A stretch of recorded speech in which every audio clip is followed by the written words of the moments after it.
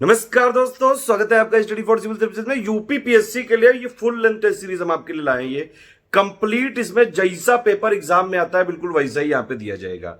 150 question है, बिल्कुल latest pattern के हिसाब से है। जो 2020 का जो है पैटर्न आपका, 2018 से जो पैटर्न चेंज हुआ था उसके हिसाब से कंप्लीट ये यहाँ पे है। इसमें सारे सेक्शन के क्वेश्चन है, polity, history, geography, economy, science, environment, current affair, सब कुछ, यूपी सेंसस, मिसलेनियस, सब कुछ। इसको आप पूरा अटेम्प्ट जरूर करिएगा। बहुत एफर्ट लगे हैं पहले क्वेश्चन बनाने में, ट्रांसलेट करने में, फिर उसको यहाँ पे डिकोड करने में, एक्सप्लेन करने में। पूरी स्टडी फॉर सिविल सर्विसेज की टीम का काम है ये। आप इसको भरपूर फायदा उठाइए। एक बस आपसे रिक्वेस्ट है, वीडियो को लाइक और शेयर जरूर कर दीजिएगा और चैनल को बिल्कुल सब्सक्राइब कर लीजिएगा। सारे वीडियो बिल्कुल फ्री रहेंगे। सब्सक्रिप्शन बिल्कुल फ्री है, कोई फीस नहीं है। हमारे कई सारे पेड ग्रुप चलते रहते हैं। आप अगर चाहें तो हमारे 2 नंबर है 8564880530, 9696066089, उस पर कॉल करके जानकारी ले सकते हैं। फ्री टेलीग्राम जरूर ज्वाइन कर लीजिएगा। चलिए अब ये देखिए, आप पूरी ये जो 150 वाली क्वेश्चन की सीरीज है इसको सॉल्व करिए आप, और स्कोर बताना जरूरी है, बहुत ज्यादा जरूरी है। Hey friends, welcome to study for civil services. इस वीडियो में हम बात करने वाले हैं बहुत ही इंपॉर्टेंट टेस्ट सीरीज की, जो यूपी पीएससी 2020 के पॉइंट ऑफ व्यू से इंपॉर्टेंट होगी। इसको स्टार्ट करने से पहले आप हमारे जो भी पेड कोर्सेज हैं उनको अवेल कर सकते हैं। ये यूपीएससी और सभी स्टेट पीएससी के लिए अवेलेबल है।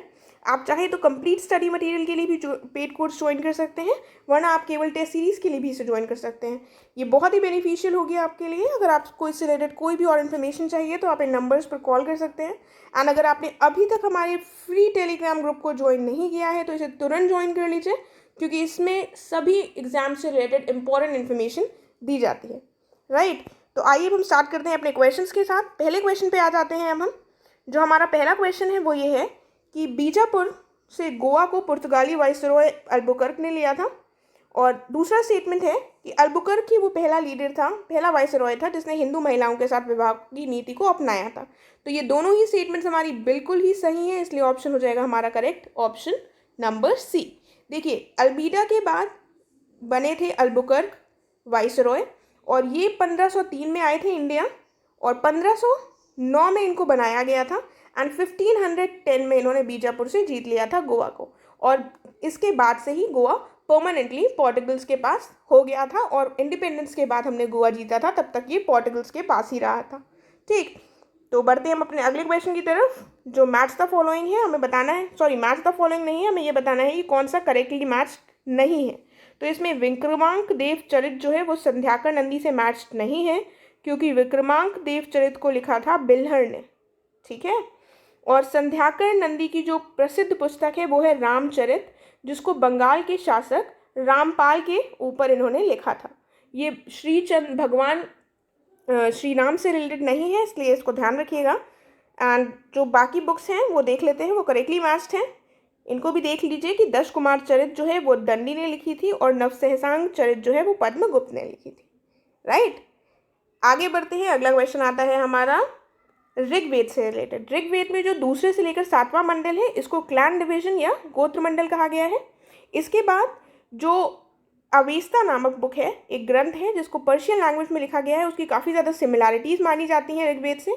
इसके साथ ही जो नवा मंडल है ऋग्वेद का, उसको सोम को समर्पित माना जाता है। ये तीनों ही स्टेटमेंट्स हमारी फिर से एक बार सही हो जाती हैं, इसलिए हमारा ऑप्शन हो जाएगा करेक्ट ऑप्शन नंबर डी। ठीक है, देखिए, अगर आपको क्वेश्चंस नहीं भी आते हैं तो आप इतने ध्यान से सुनिए कि एग्जाम में अगर वो क्वेश्चन पूछना आ जाए तो आपका एकदम ही सही हो, बिल्कुल भी गलत होने के चांसेस नहीं होने चाहिए। राइट, तो ध्यान से एकदम सुनते हुए चलिए और लर्न हो जाएगा, बिल्कुल ही आपको लर्न हो जाएगा। देखिए, पहली स्टेटमेंट अब हमें देखनी है कौन सा इसमें सुमेलित है। पहला है कैरॉन फ्रैंको। ये जो थे ये भारत में पहली फ्रांसीसी फैक्ट्री के संस्थापक थे, ये बिल्कुल सही बात है। गेराल्ड अंगियर जो थे ये बम्बई के वास्तविक संस्थापक थे, ये भी बिल्कुल सही है। और जॉन मिल्डन हॉल ये जो थे ये स्थल मार्ग से भारत आने वाले व्यापारी थे, ये भी बात बिल्कुल सही है। तो ये तीनों तो सही हो गए। चौथा दिया हुआ है फ्रैंको मार्टिन, ये मुगल दरबार में पहुंचे पहले पुर्तगाली शिष्टमंडल के अध्यक्ष थे, ऐसा कहा गया है। तो ऐसा नहीं था, ये नहीं थे। कौन था उस समय पर? फादर मॉन्सेरात। फादर मॉन्सेरात थे वो पहले शिष्टमंडल के अध्यक्ष थे। और फ्रैंको मार्टिन जो थे ये पौंडीचेरी के प्रथम फ्रांसीसी गवर्नर थे। कौन थे? पौंडीचेरी के प्रथम फ्रांसीसी गवर्नर। इसलिए हमारा करेक्ट ऑप्शन इसमें कौन सा हो जाएगा? ऑप्शन नंबर 1, 2, 3, दैट इज सी।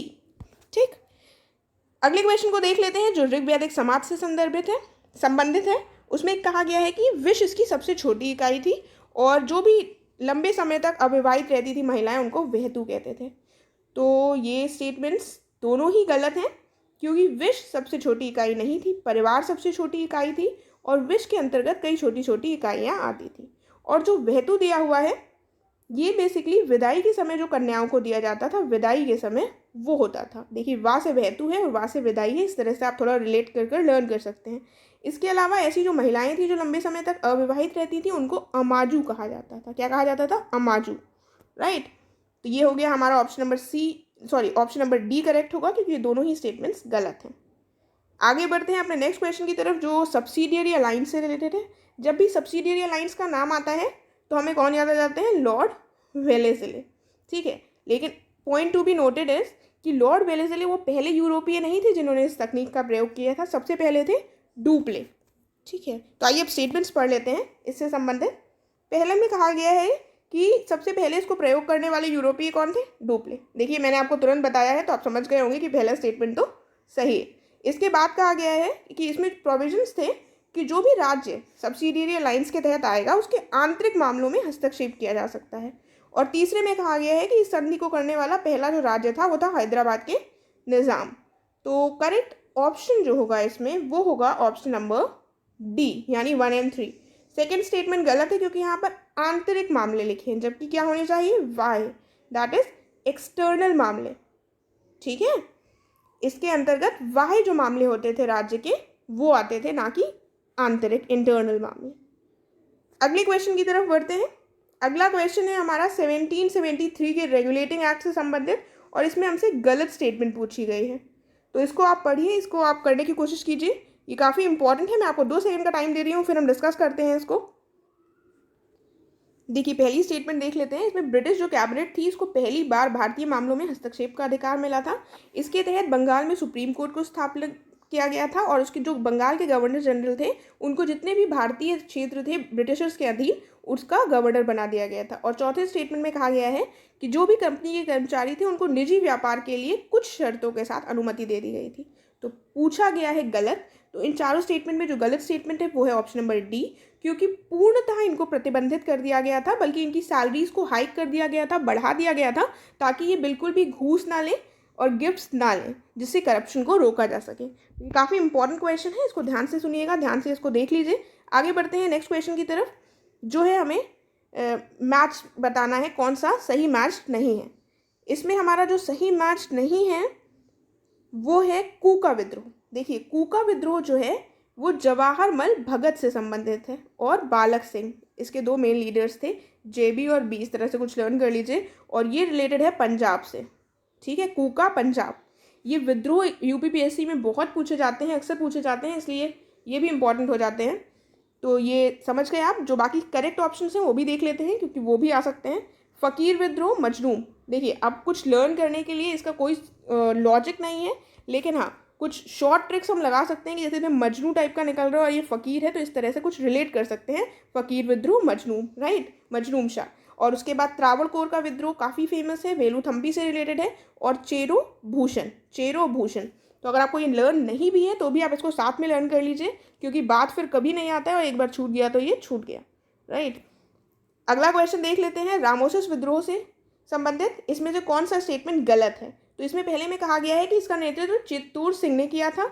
उसके बाद ये मराठा युगीन पुलिस से रिलेटेड है, पुलिस थी और इसका संबंध बंगाल से है। और चौथे में कहा गया है कि ये जो विद्रोह है इसको उमा जी के नेतृत्व में 1826 में दोबारा शुरू किया गया था।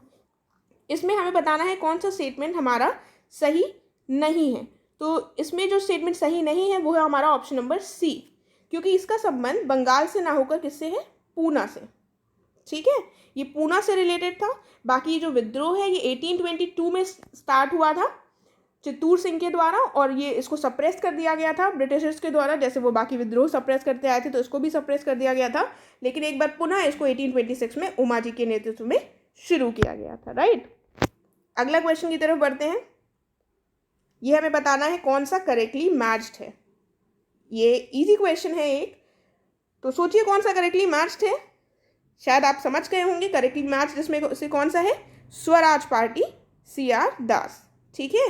और बाकी जो है वो इनकरेक्ट है। क्यों इनकरेक्ट है? क्योंकि अभिनव भारत वी.डी. सावरकर से संबंधित है और अनुशीलन समिति अरविंद घोष से। इंडियन रिपब्लिकन आर्मी का संबंध एस सेन से था और एस एन सान्याल का संबंध था, किससे संबंध था?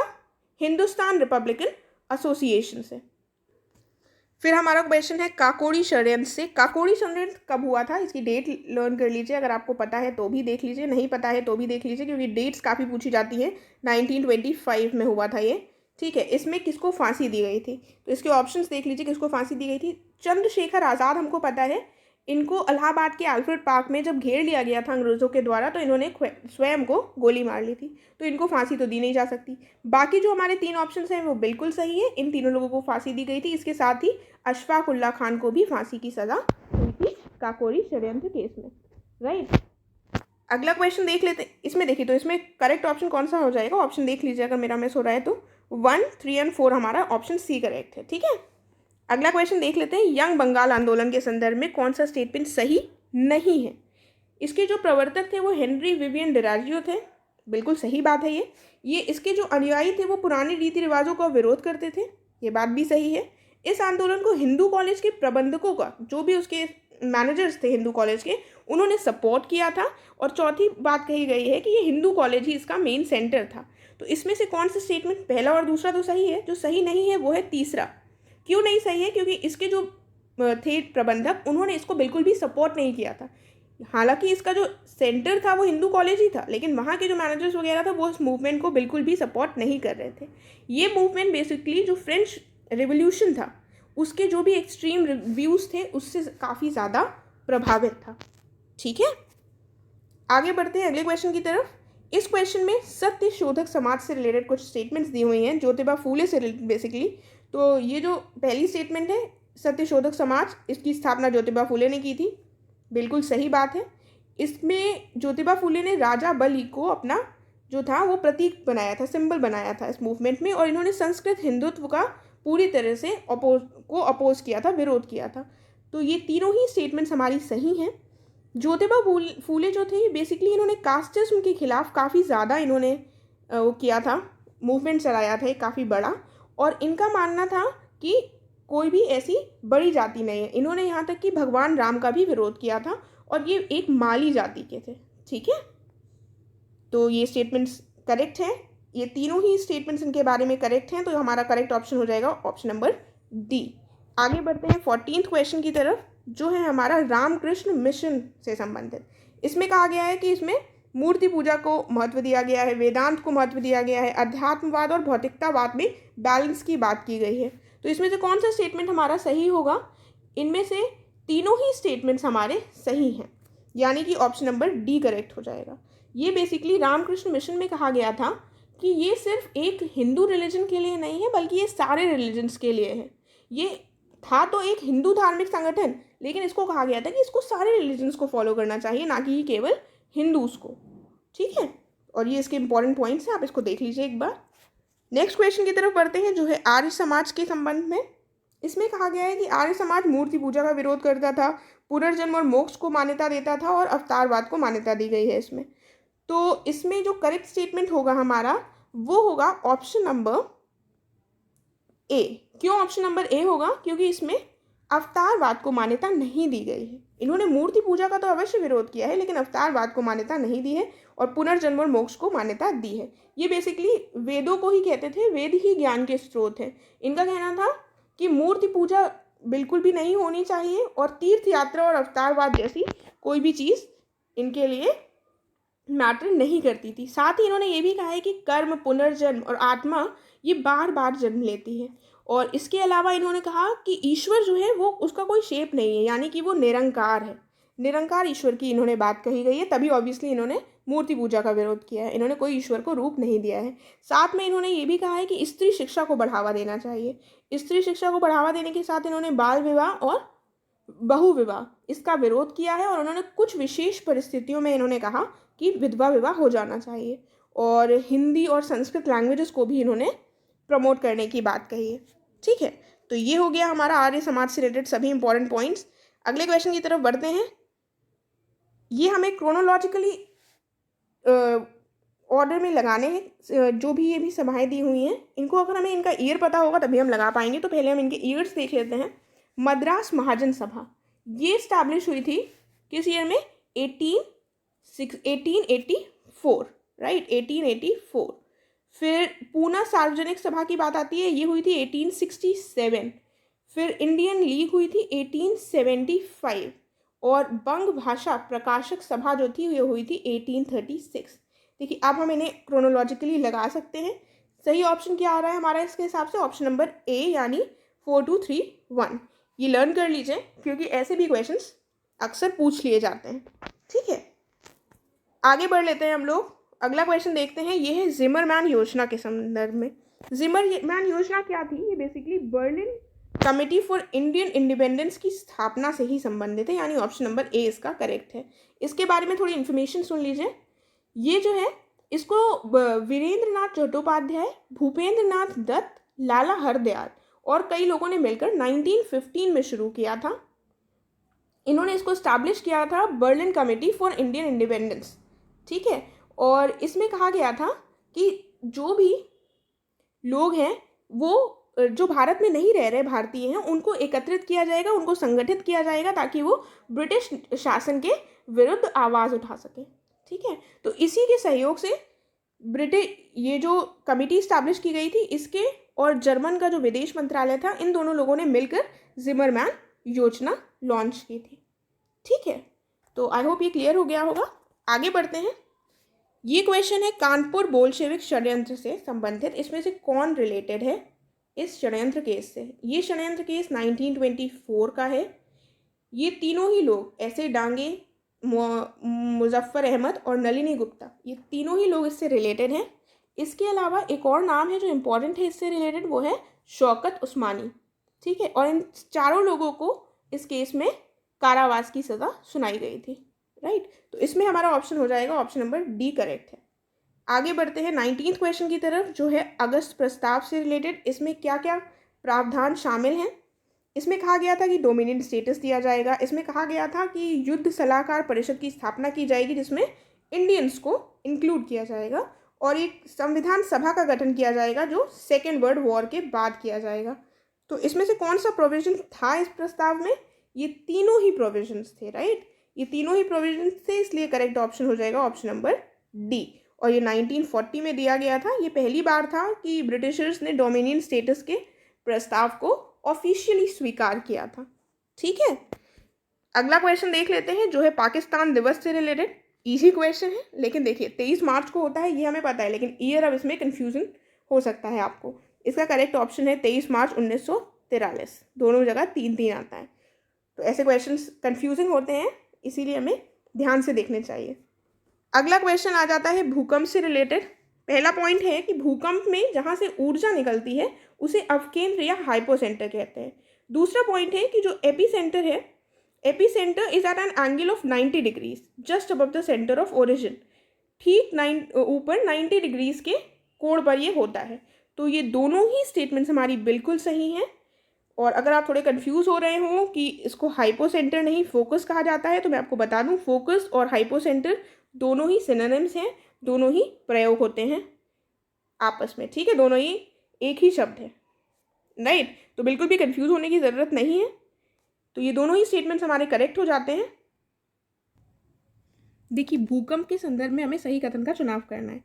ये बेसिकली प्राकृतिक भूकंप कहा गया है कि ये स्थलमंडल में ही आते हैं। ठीक है, और जो भूकंप हैं इसके उद्गम केंद्र से ऊर्जा मुक्त होने से जो धरातलीय तरंगें होती हैं वो पैदा होती हैं। और धरातलीय तरंगों को कहा गया है कि जो बॉडी वेव्स हैं ये प्रोड्यूस होती हैं जब इंटरैक्शन होता है सरफेस वेव्स का रॉक्स के साथ।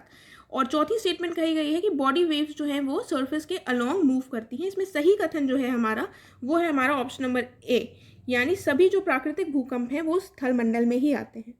देखिए जो लिथोस्फीयर है यानी कि स्थलमंडल, ये क्या होता है कि लगभग ये 200 किलोमीटर डेप्थ तक जो पृथ्वी के है इसको लिथोस्फीयर माना जाता है। ठीक है, और इसका जो अर्थक्वेक होता है इसका मेजरमेंट किससे किया जाता है? सीस्मोग्राफ से। और बेसिकली जो अर्थक्वेक वेव्स हैं इनको दो पार्ट्स में डिवाइड किया जाता है, एक होती हैं बॉडी वेव्स, एक होती हैं सरफेस वेव्स। ठीक है, तो पहला स्टेटमेंट इसका सही है और बाकी ये तीनों स्टेटमेंट्स गलत हैं। तो नेक्स्ट क्वेश्चन पे आ जाते हैं अब हम डाइक। देखिए डाइक क्या है, डाइक फॉर्म होता है जब जो लावा निकलता है वो अर्थ के अंदर ही परपेंडिकुलर स्ट्रक्चर में ठंडा हो जाता है, तो उसको डाइक कहते हैं। अब इसके संदर्भ में दोनों स्टेटमेंट्स देख लेते हैं। ये बेसिकली इंट्रूसिव इग्नियस रॉक्स होते हैं और इसके फॉर्मेशन होता है horizontal flow of lava under the surface. Horizontal यानी कि क्षैतिज प्रवाह। तो कौन सा स्टेटमेंट इसमें सही होगा? इसका करेक्ट आंसर होगा ऑप्शन नंबर ए, क्योंकि मैंने अभी आपको बताया कि हॉरिजॉन्टल ना होकर ये वर्टिकल ऐसे होता है। ठीक, तो ऑप्शन नंबर ए केवल एक सही है, इसका क्षैतिज प्रवाह ना होकर वर्टिकल होता है। अगला क्वेश्चन है एस्कर से संबंधित। एस्कर जो लैंडस्केप होता है, ये लैंड फॉर्म होता है बेसिकली, ये किससे बनता है? ये बनता है हिमनद के द्वारा। ये जब ग्लेशियर डिपॉजिट होती है, उसमें सिल्ट और मिट को जो भी कूड़ा करकट होता है वो उसके डिपोजिशनल लैंडफॉर्म के रूप में इसका निर्माण होता है। ठीक है, तो ऐसे क्वेश्चंस भी इंपॉर्टेंट होते हैं। एस्कर का किससे रिलेशन है? हिमनद से। अगला क्वेश्चन है, ये है प्लाया के संदर्भ में। प्लाया क्या है?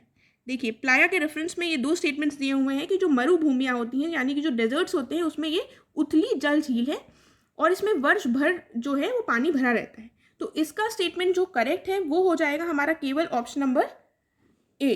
केवल फर्स्ट स्टेटमेंट इसमें करेक्ट है, सेकंड स्टेटमेंट गलत है क्योंकि इसमें वर्ष भर पानी नहीं भरा रहता है। ये ड्राई लेक्स भी इनको कहा जाता है और इसमें कभी कभी पानी रहता है। ये बेसिकली एक सिंक के रूप में होते हैं, इसको सिंक भी कहा जाता है, एकदम फ्लैट होते हैं और डेजर्ट्स में पाए जाते हैं। कभी कभी इसमें पानी भर जाता है, लेकिन थ्रू आउट की बात कही गई है तो ये गलत है।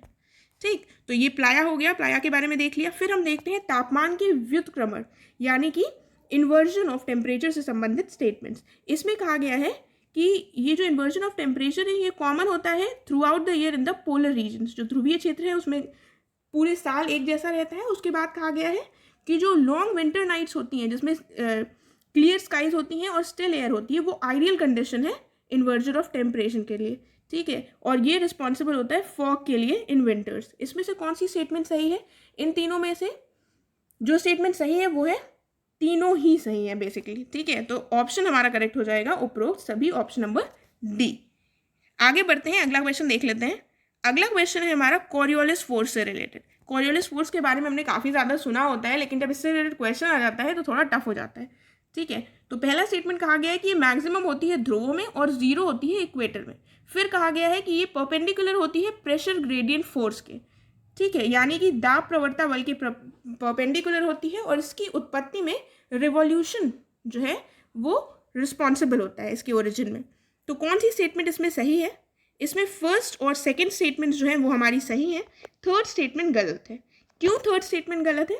क्योंकि यहाँ पर बात कही गई है परिक्रमण की यानी कि रिवॉल्यूशन की, जबकि क्या रिस्पॉन्सिबल होता है? रोटेशन। देखिए माइन्यूट सी चीज़ें होती हैं जिनको हमें बहुत ध्यान से देखना होता है, वरना हम कंफ्यूज हो जाते हैं। तो इसमें हमारा करेक्ट स्टेटमेंट जो हो गया है वो हो गया है 1 और 2, ऑप्शन ए। ठीक है, ऑप्शन ए हमारा करेक्ट है। आगे बढ़ते हैं, अगला क्वेश्चन।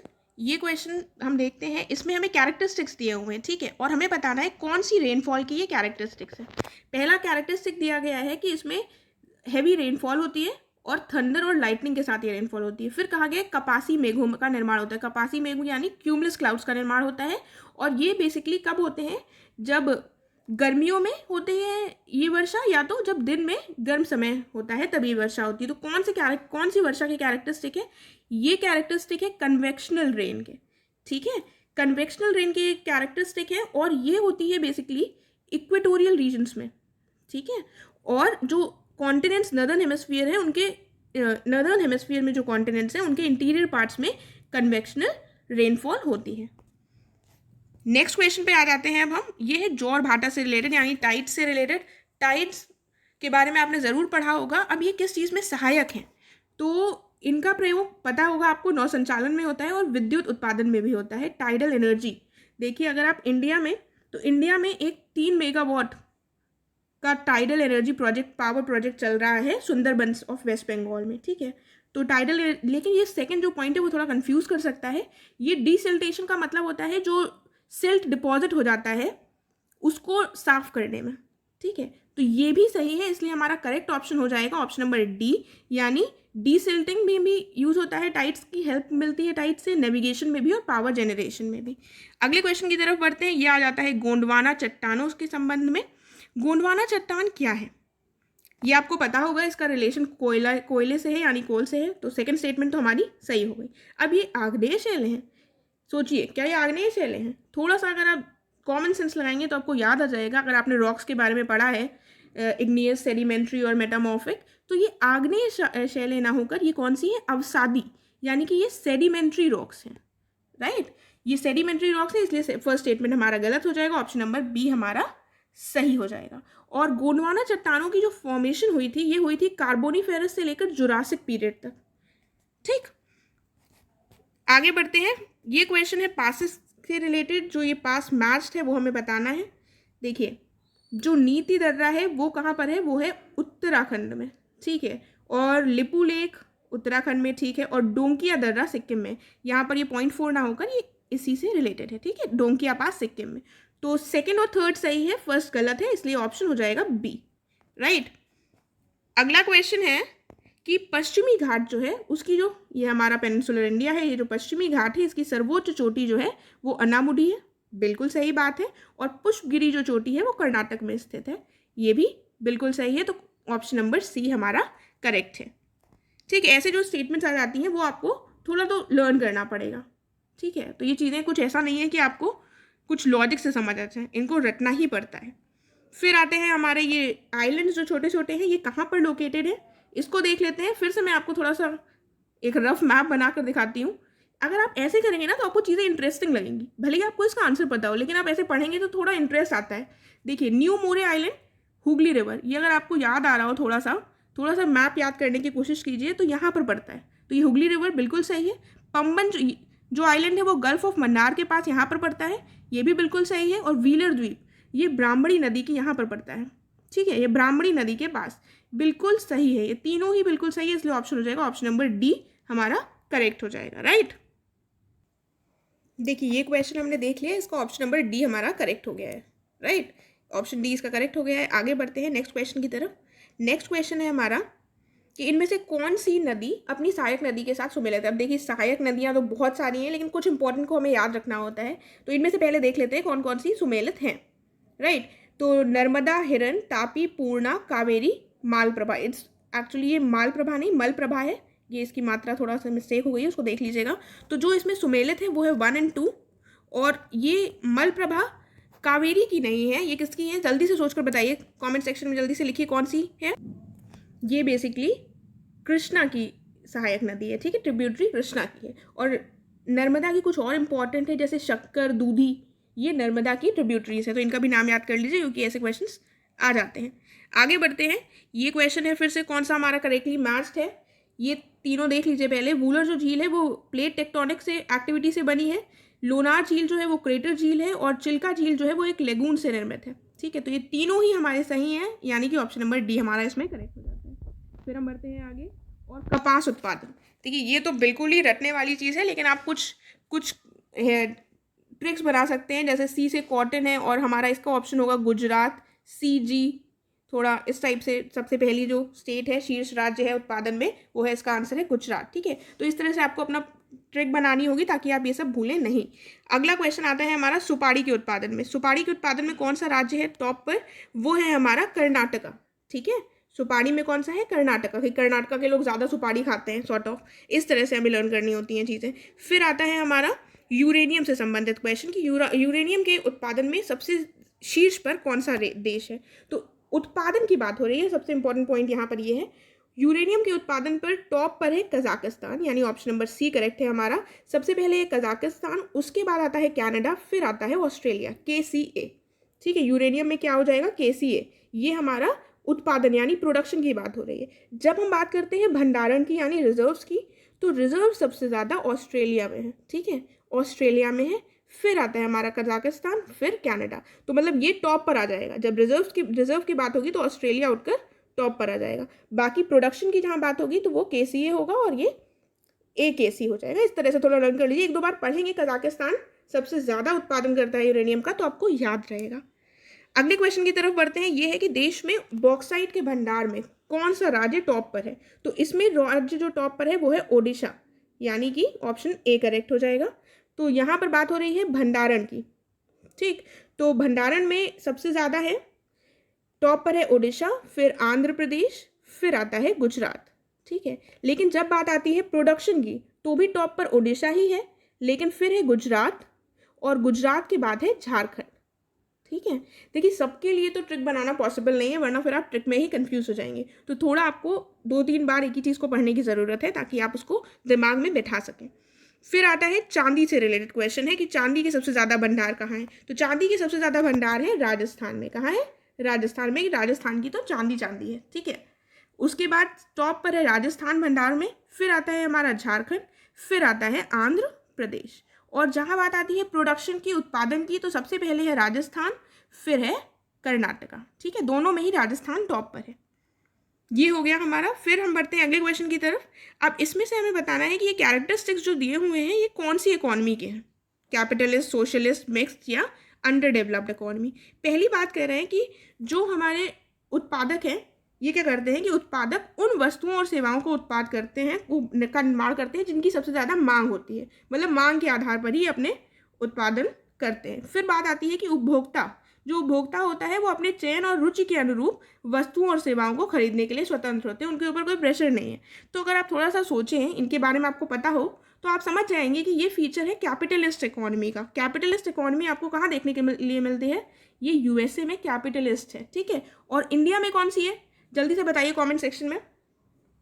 तो मैं आपको बता देती हूँ, इंडिया में है मिक्स्ड इकोनॉमी। ठीक है, इंडिया में है मिक्स्ड। अगले क्वेश्चन की तरफ देखते हैं। अगला क्वेश्चन है कि HQLA का संबंध किससे? HQLA is high quality liquidity asset, यानी कि उच्च गुणवत्ता वाली तरल संपत्ति। इसका संबंध है बेसल मानक से। बेसल मानक से कैसे है, इसके लिए थोड़ा सुन लीजिए। हाई क्वालिटी लिक्विडिटी असेट जो होता है इसका संबंध होता है बेसल नॉर्म से। ये क्या है कि जब जो बैंक्स होती हैं इनको अपने पास रखना होता है, जैसे ज़रूरत पड़ती है और कैश आउटफ्लो के जब दिन होते हैं और अत्यधिक स्ट्रेस होता है बैंक्स के ऊपर, तो ऐसी स्थिति में बैंक्स इसको झेल सकें, इसलिए HQLA रखने की बात की जाती है। राइट, तो ये हमारा हो गया है। आगे बढ़ते हैं अगले क्वेश्चन की तरफ। ये है प्रोजेक्ट सशक्त। इसका संबंध है NPA से। सरकारी बैंकों की जो NPA की समस्या है, यानी नॉन परफॉर्मिंग असेट्स की, इससे निपटने के लिए ये एक योजना है। राइट, प्रोजेक्ट सशक्त ये रिकमेंड की गई थी सुनील मेहता कमेटी के द्वारा, और इसमें एक 5 पॉइंट का फॉर्मूला दिया गया है जिसको इम्प्लीमेंट करने की बात कही गई है। फिर आता है हमारा अगला क्वेश्चन जो है ईस्ट फ्रेमवर्क से रिलेटेड। इसमें कुछ स्तंभ हैं, पिलर्स हैं, फ्रेमवर्क्स हैं जो हमें देखने हैं कि कौन से उसमें इंक्लूडेड हैं। तो हम पहले 6 को डिस्कस कर लेते हैं, फिर हम देखते हैं ऑप्शंस में क्या दिया हुआ है। पहला है एक कस्टमर रिस्पॉन्सिवनेस। ठीक है, कस्टमर रिस्पॉन्सिवनेस। फिर आता है जिम्मेदार बैंकिंग, फिर आता है क्रेडिट ऑफसेट, फिर आता है उद्यमी मित्र के तौर पर PSBs, फिर है कि वित्तीय समावेशन को बढ़ावा देना, और लास्ट है, छठा है कि डिजिटलीकरण और कार्मिकों का विकास। तो ईस्ट जो फ्रेमवर्क है इसमें हम देख लें यहाँ हमारे ऑप्शंस कौन कौन से सही हैं। इसमें हमारा करेक्ट ऑप्शन हो जाएगा ऑप्शन नंबर D, यानी कि ये चारों ही सही हैं। राइट, और ईज का फुल फॉर्म देख लीजिए। इसका फुल फॉर्म है enhanced access and service excellence. ठीक है, enhanced access and service excellence. अगला क्वेश्चन है 45। ये है कि जो औद्योगिक उत्पादन सूचकांक है, यानी कि इंडेक्स ऑफ इंडस्ट्रियल प्रोडक्शन, इससे रिलेटेड स्टेटमेंट्स दिए हुए हैं कि इसको CSO सेंट्रल स्टैटिस्टिक्स ऑफिस जारी करता है, और इसका जो आधार वर्ष है वो 2010 और 11 है।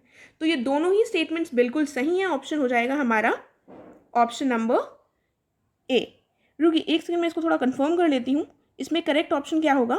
देखिए, इसका correct option option number A है, क्योंकि इसका आधार वर्ष 2010-11 नहीं, थोड़ा सा कन्फ्यूजन हो गया था यहाँ पर, 2011 और 12 है। राइट, तो ऐसे ही हमें एग्जाम में कन्फ्यूजन ना हो, इसलिए बिल्कुल ध्यान से सुनिएगा। और अगर आपको अच्छा लग रहा है ये, तो प्लीज़ चैनल को सब्सक्राइब कीजिएगा, शेयर कीजिएगा, ताकि और लोगों का को भी बेनिफिट हो सके। राइट, तो ये 2011 और 12 है इसका आधार वर्ष, यानी बेस ईयर, और इसको इशू किया जाता है CSO के द्वारा। इससे पहले इसका आधार वर्ष था 2004 और 5। राइट, आगे बढ़ते हैं। नेक्स्ट क्वेश्चन है हमारा, ट्रेजरी बिल के संदर्भ में कौन सा स्टेटमेंट गलत है?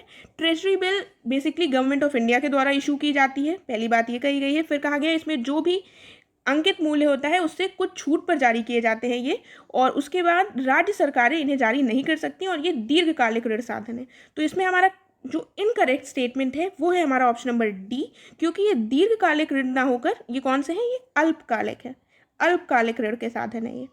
ठीक है, अल्पकालिक होने के कारण ही ये मनी मार्केट का भी पार्ट है, यानी कि मुद्रा बाजार का ये हिस्सा है। और राज्य सरकारें इन्हें पहले जारी करती थी, लेकिन 2001 में ये इनको रोक दिया गया था, प्रतिबंध लगा दिया गया था कि राज्य सरकारें अब ट्रेजरी बिल्स जारी नहीं कर पाएंगी।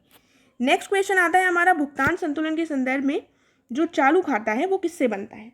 व्यापार संतुलन से बनता है, विदेशी परिसंपत्तियों से बनता है, अदृश्यों का संतुलन, विशेष आहरण अधिकार। तो इसका हमारा जो करेक्ट आंसर है वो है ऑप्शन नंबर सी, यानी 1 और 3 करेक्ट है, व्यापार संतुलन और अदृश्यों का संतुलन। देखिए जो करंट अकाउंट है, चालू खाता है, इसमें दो चीज़ें आती हैं, एक तरफ आता है विजिबल आइटम्स, एक तरफ आते हैं इनविजिबल आइटम्स। विजिबल आइटम्स में आ जाते हैं export and import of goods, ठीक है, वस्तुओं का आयात निर्यात। इनविजिबल में क्या आ जाता है? इनविजिबल में आ जाता है सर्विसेज का आयात और निर्यात, ठीक है। नेक्स्ट क्वेश्चन है, स्टार्टअप कंपनियों की जो वित्तीय सहायता दी जाती है वो कंपनियां क्या कहलाती हैं? जो वित्तीय सहायता प्रदान करती हैं उनको क्या कहते हैं? ये काफ़ी ज़्यादा न्यूज़ में रहा है, काफ़ी ज़्यादा चर्चा में रहा है ये टॉपिक, ये शायद आपको पता हो। Angel group, angel investors. देखिए ये दोनों ऑप्शन सिमिलर लग रहे होंगे आपको, तो मैं आपको बता देती हूँ, इसमें ऑप्शन नंबर बी सही होगा, यानी एंजल इन्वेस्टर। एक जो समूह होता है एंजल इन्वेस्टर्स का, उनको एंजल ग्रुप कहा जाता है। और इनक्यूबेटर क्या होता है? इनक्यूबेटर वो कंपनीज होती हैं जो स्टार्टअप कंपनीज को असिस्ट करती हैं, उनको सर्विसेज प्रोवाइड करती हैं, जैसे मैनेजमेंट ट्रेनिंग वगैरह, ठीक है, तो उनको इनक्यूबेटर कहा जाता है, राइट। तो आइए अगले क्वेश्चन की तरफ बढ़ते हैं। अगला क्वेश्चन है हमारा वित्तीय स्थिरता बोर्ड से रिलेटेड, यानी फाइनेंशियल स्टेबिलिटी बोर्ड। ये एक इंटरनेशनल बॉडी है जो रिकमेंड करती है in the context of global financial system, और इसका स्टैब्लिश किया गया था 2009 में, और ये स्टैब्लिश की गई थी G20 कंट्रीज़ के द्वारा। तो इसमें हमारा करेक्ट ऑप्शन है ऑप्शन नंबर डी, यानी तीनों ही स्टेटमेंट सही हैं। ये सिफारिशें देता है, देने वाला एक अंतर्राष्ट्रीय निकाय है। किससे रिलेटेड सिफारिशें देता है? वैश्विक वित्तीय प्रणाली से। 2009 में ये स्टैब्लिश हुआ था G20 की लंदन समिट। कौन सी समिट हुई थी? London summit. उसके बाद इसको स्टैब्लिश किया गया था, और ये एक सक्सेसर है कौन से इंस्टीट्यूशन का? Financial stability forum. Financial stability forum FSF का ये सक्सेसर है, ठीक है, और ये G20 के द्वारा स्टैब्लिश हुआ था, मैंने बता दिया। ऑप्शन डी इसका करेक्ट हो गया। आगे बढ़ते हैं अगले क्वेश्चन की तरफ, जो है insolvency and bankruptcy board of India. इसकी स्थापना किस मंत्रालय ने की थी? देखिए थोड़ा सा ध्यान दीजिए, इंसॉल्वेंसी एंड बैंक्रप्सी बोर्ड, इसको कौन करेगा स्थापना? ये इसका करेक्ट आंसर हो जाएगा कॉर्पोरेट मंत्रालय, ठीक है, कॉर्पोरेट मामलों का मंत्रालय। और ये जो बोर्ड है ये एक सांविधिक निकाय है, यानी कि एक स्टैट्यूटरी बॉडी है, अर्थात इसका जो निर्माण किया गया था वो एक एक्ट के माध्यम से किया गया था, और ये किया गया था वर्ष 2016 में, ठीक। आगे बढ़ते हैं, प्रधानमंत्री सुरक्षा बीमा योजना के संदर्भ में हमें सही कथन चुनना है। देखिए जो भी योजनाएं हैं वो काफ़ी इंपॉर्टेंट हो गई हैं। रिसेंटली जो एग्जाम्स हुए हैं उसमें आपने नोटिस किया होगा कि योजनाएं बहुत ज़्यादा पूछी जाती हैं, तो थोड़ा आपको ध्यान देना होगा योजनाओं की तरफ भी। पहला स्टेटमेंट दिया गया है कि इसमें जो 18 से 70 वर्ष की जो आयु के लोग होते हैं उनको शामिल किया जाएगा, और इसमें जो न्यूनतम प्रीमियम की जो राशि है वो 12 रुपये प्रति वर्ष है। इसके बाद कहा गया है कि इसका जो प्रीमियम है उसमें नगद भुगतान की भी बात की गई है। अगला है कि जो आकस्मिक मृत्यु होगी या फिर पूर्ण विकलांगता होगी तो इस स्थिति में 2 लाख को रुपए दिए जाएंगे। तो इसमें जो हमारा सही नहीं है वो पूछा गया है, तो सही नहीं स्टेटमेंट कौन सा होगा? ऑप्शन नंबर सी हमारा सही नहीं। देखिए इसके अंदर क्या होगा कि जो प्रीमियम है वो सीधे जो ग्राहक है उनके खाते में जाएगा, राइट, ग्राहकों के सीधे खाते में जाएगा। इसका कोई भी ऑप्शन नहीं है कि नगद भुगतान हो सकता है। ये एकमात्र मोड है जिसको इस पर बताया गया है, ठीक है। और इसमें कोई भी व्यक्ति जो है वो इसका पात्र हो सकता है जिसके पास अपना बैंक अकाउंट हो, राइट, और बैंक खाते से जुड़ा हुआ आधार नंबर है, ये भी इंपॉर्टेंट है, तो वो योजना में शामिल हो सकता है। और उसको 1 जून से पहले हर साल बैंक का फॉर्म भरकर देना होगा, राइट। तो हम अगले क्वेश्चन की तरफ बढ़ते हैं। अगला क्वेश्चन है हमारा प्रधानमंत्री जन आरोग्य योजना से संबंधित। देखिए इसके तहत कहा गया है कि परिवार के 5 सदस्यों को कवर किया जाएगा, और इसमें क्या होगा कि ये कवर प्रोवाइड करेगा 5 लाख का पर फैमिली पर ईयर। साथ ही जो प्री एग्जिस्टिंग डिजीजेज होंगे, जो लोगों को पहले से मौजूद बीमारियां होंगी, उसको भी इसमें शामिल किया जाएगा। तो इसमें से कौन सा स्टेटमेंट हमारा सही होगा? इसमें से स्टेटमेंट्स हमारे 2 और 3 सही हैं, यानी कि ऑप्शन नंबर बी जो है वो करेक्ट है। पहला स्टेटमेंट इसलिए नहीं सही है क्योंकि इसमें 5 सदस्यों की बात कहीं नहीं कही गई है, ठीक है। इसमें कहा गया है कि एक फैमिली को कवर करेगा, और उसमें परिवार का कितना आकार होगा, परिवार में क्या आय होगी लोगों की, क्या लिंग होगा, कितने महिलाएं या पुरुष होंगे, इससे कोई भी मतलब नहीं है। तो ये जो योजना है ये बेसिकली शुरू की गई थी 23 सितंबर 2018 को, ठीक है। और ये शुरू की गई थी रांची में हमारे प्रधानमंत्री द्वारा। इसमें कहा गया है कि लगभग 50 करोड़ लोग इससे बेनिफिट होंगे, ठीक है। और ये एक कैशलेस योजना है, ये काफ़ी सही योजना है यदि इसका इम्प्लीमेंटेशन अच्छे से किया जाए, ठीक है। तो ये हमने देख लिया है इस योजना के बारे में, ऑप्शन बी इसमें सही हो गया है। नेक्स्ट पढ़ते हैं, ये है प्रधानमंत्री वय वंदना योजना। इसके बारे में स्टेटमेंट्स दिए गए हैं कि ये वरिष्ठ महिलाओं के लिए है और इसके तहत सार्वजनिक क्षेत्र के जो भी बैंक होंगे उनसे इसे खरीदा जा सकता है। साथ ही इसमें कहा गया है कि स्पेशल सर्कमस्टांसेस में इसको अपने कंप्लीशन से पहले भी इसको तोड़ा जा सकता है, इससे पैसा निकाला जा सकता है। तो इसमें से कौन सा ऑप्शन हमारा सही होगा? ये चारों ऑप्शंस दिए हुए हैं, इसमें हमारा करेक्ट ऑप्शन है केवल तीसरा, केवल थर्ड स्टेटमेंट जो है सी ऑप्शन वो सही है। क्यों, बाकी क्यों गलत है? क्योंकि इसमें बात की गई है कि केवल महिलाओं के, वरिष्ठ महिलाओं के लिए, जबकि ऐसा नहीं है। इसमें बात की गई है कि 60+ पुरुष या महिला के बीच में कोई भेदभाव नहीं किया गया है। 60+ जो लोग हैं उनको इससे पेंशन प्रदान की जाएगी और साथ ही इसको LIC के माध्यम से ऑफलाइन और ऑनलाइन दोनों ही मोड में प्रदान किया जाएगा। इसके तहत कहा गया है कि 8% का अश्योर्ड रिटर्न दिया जाएगा और ये दिया जाएगा 1 साल में और 10 सालों तक इसे दिया जाएगा।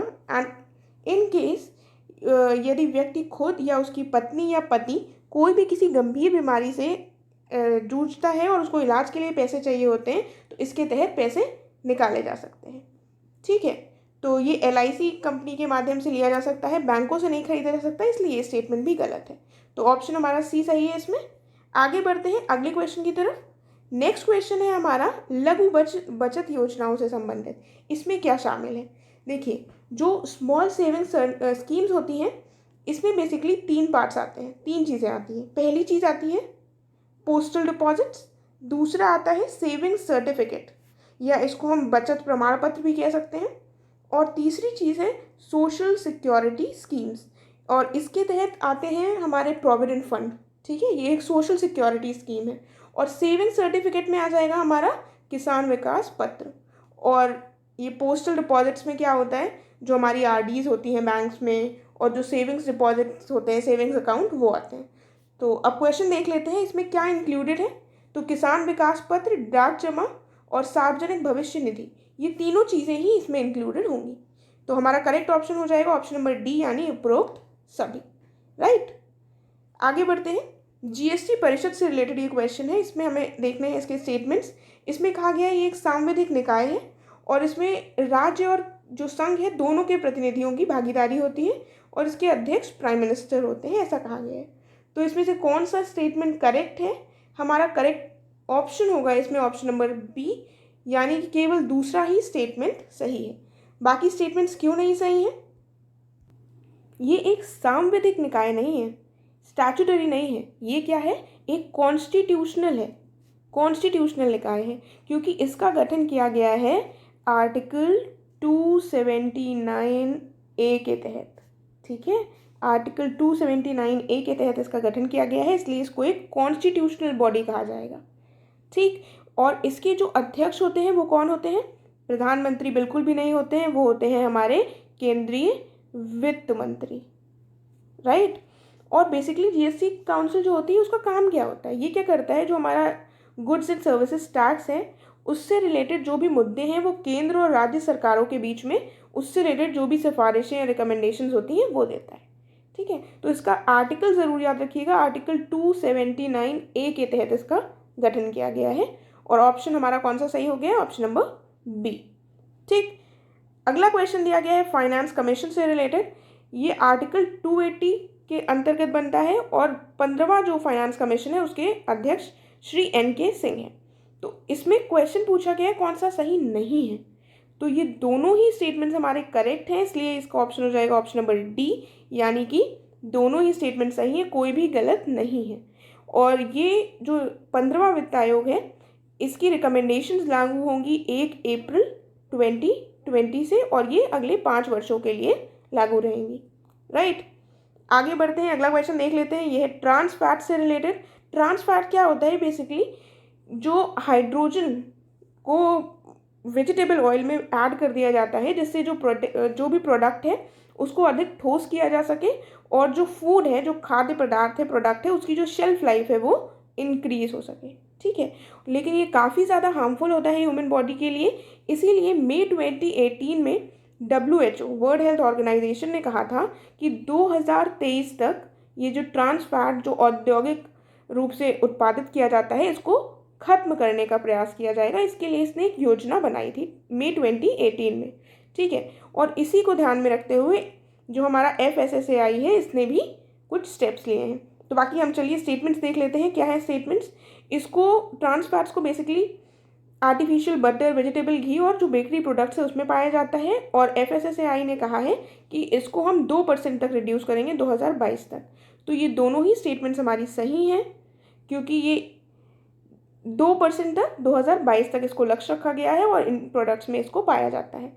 फिलहाल जो इंडिया में FSSAI ने लागू कर रखा था वो 5% का था, लेकिन अब जो है वो 2% की बात कही गई है कि 2022 तक हम ट्रांस फैट की लिमिट कितनी कर देंगे?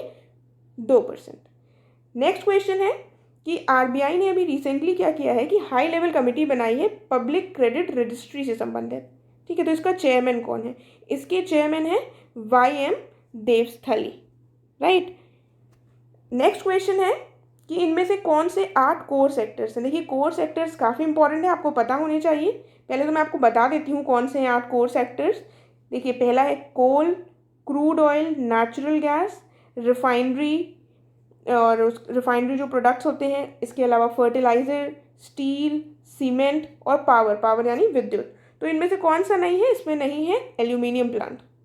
ठीक है, मैंने इसका नाम नहीं लिया है, इसकी जगह स्टील प्लांट होना चाहिए। ठीक है, स्टील।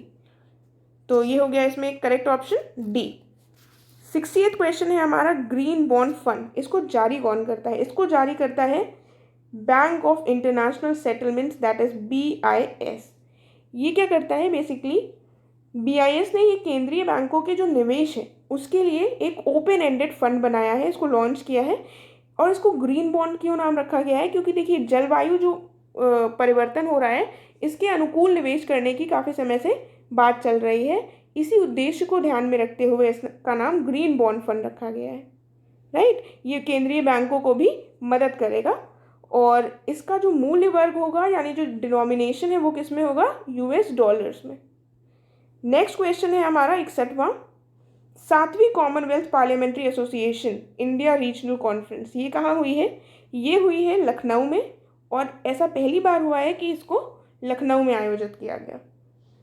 अगला क्वेश्चन आता है खैरवाड़ जनजाति से संबंधित। ये जनजाति काफ़ी इंपॉर्टेंट है, यूपी के काफ़ी जिलों में पाई जाती है, जैसे कि मिर्ज़ापुर, सोनभद्र, देवरिया और गाज़ीपुर।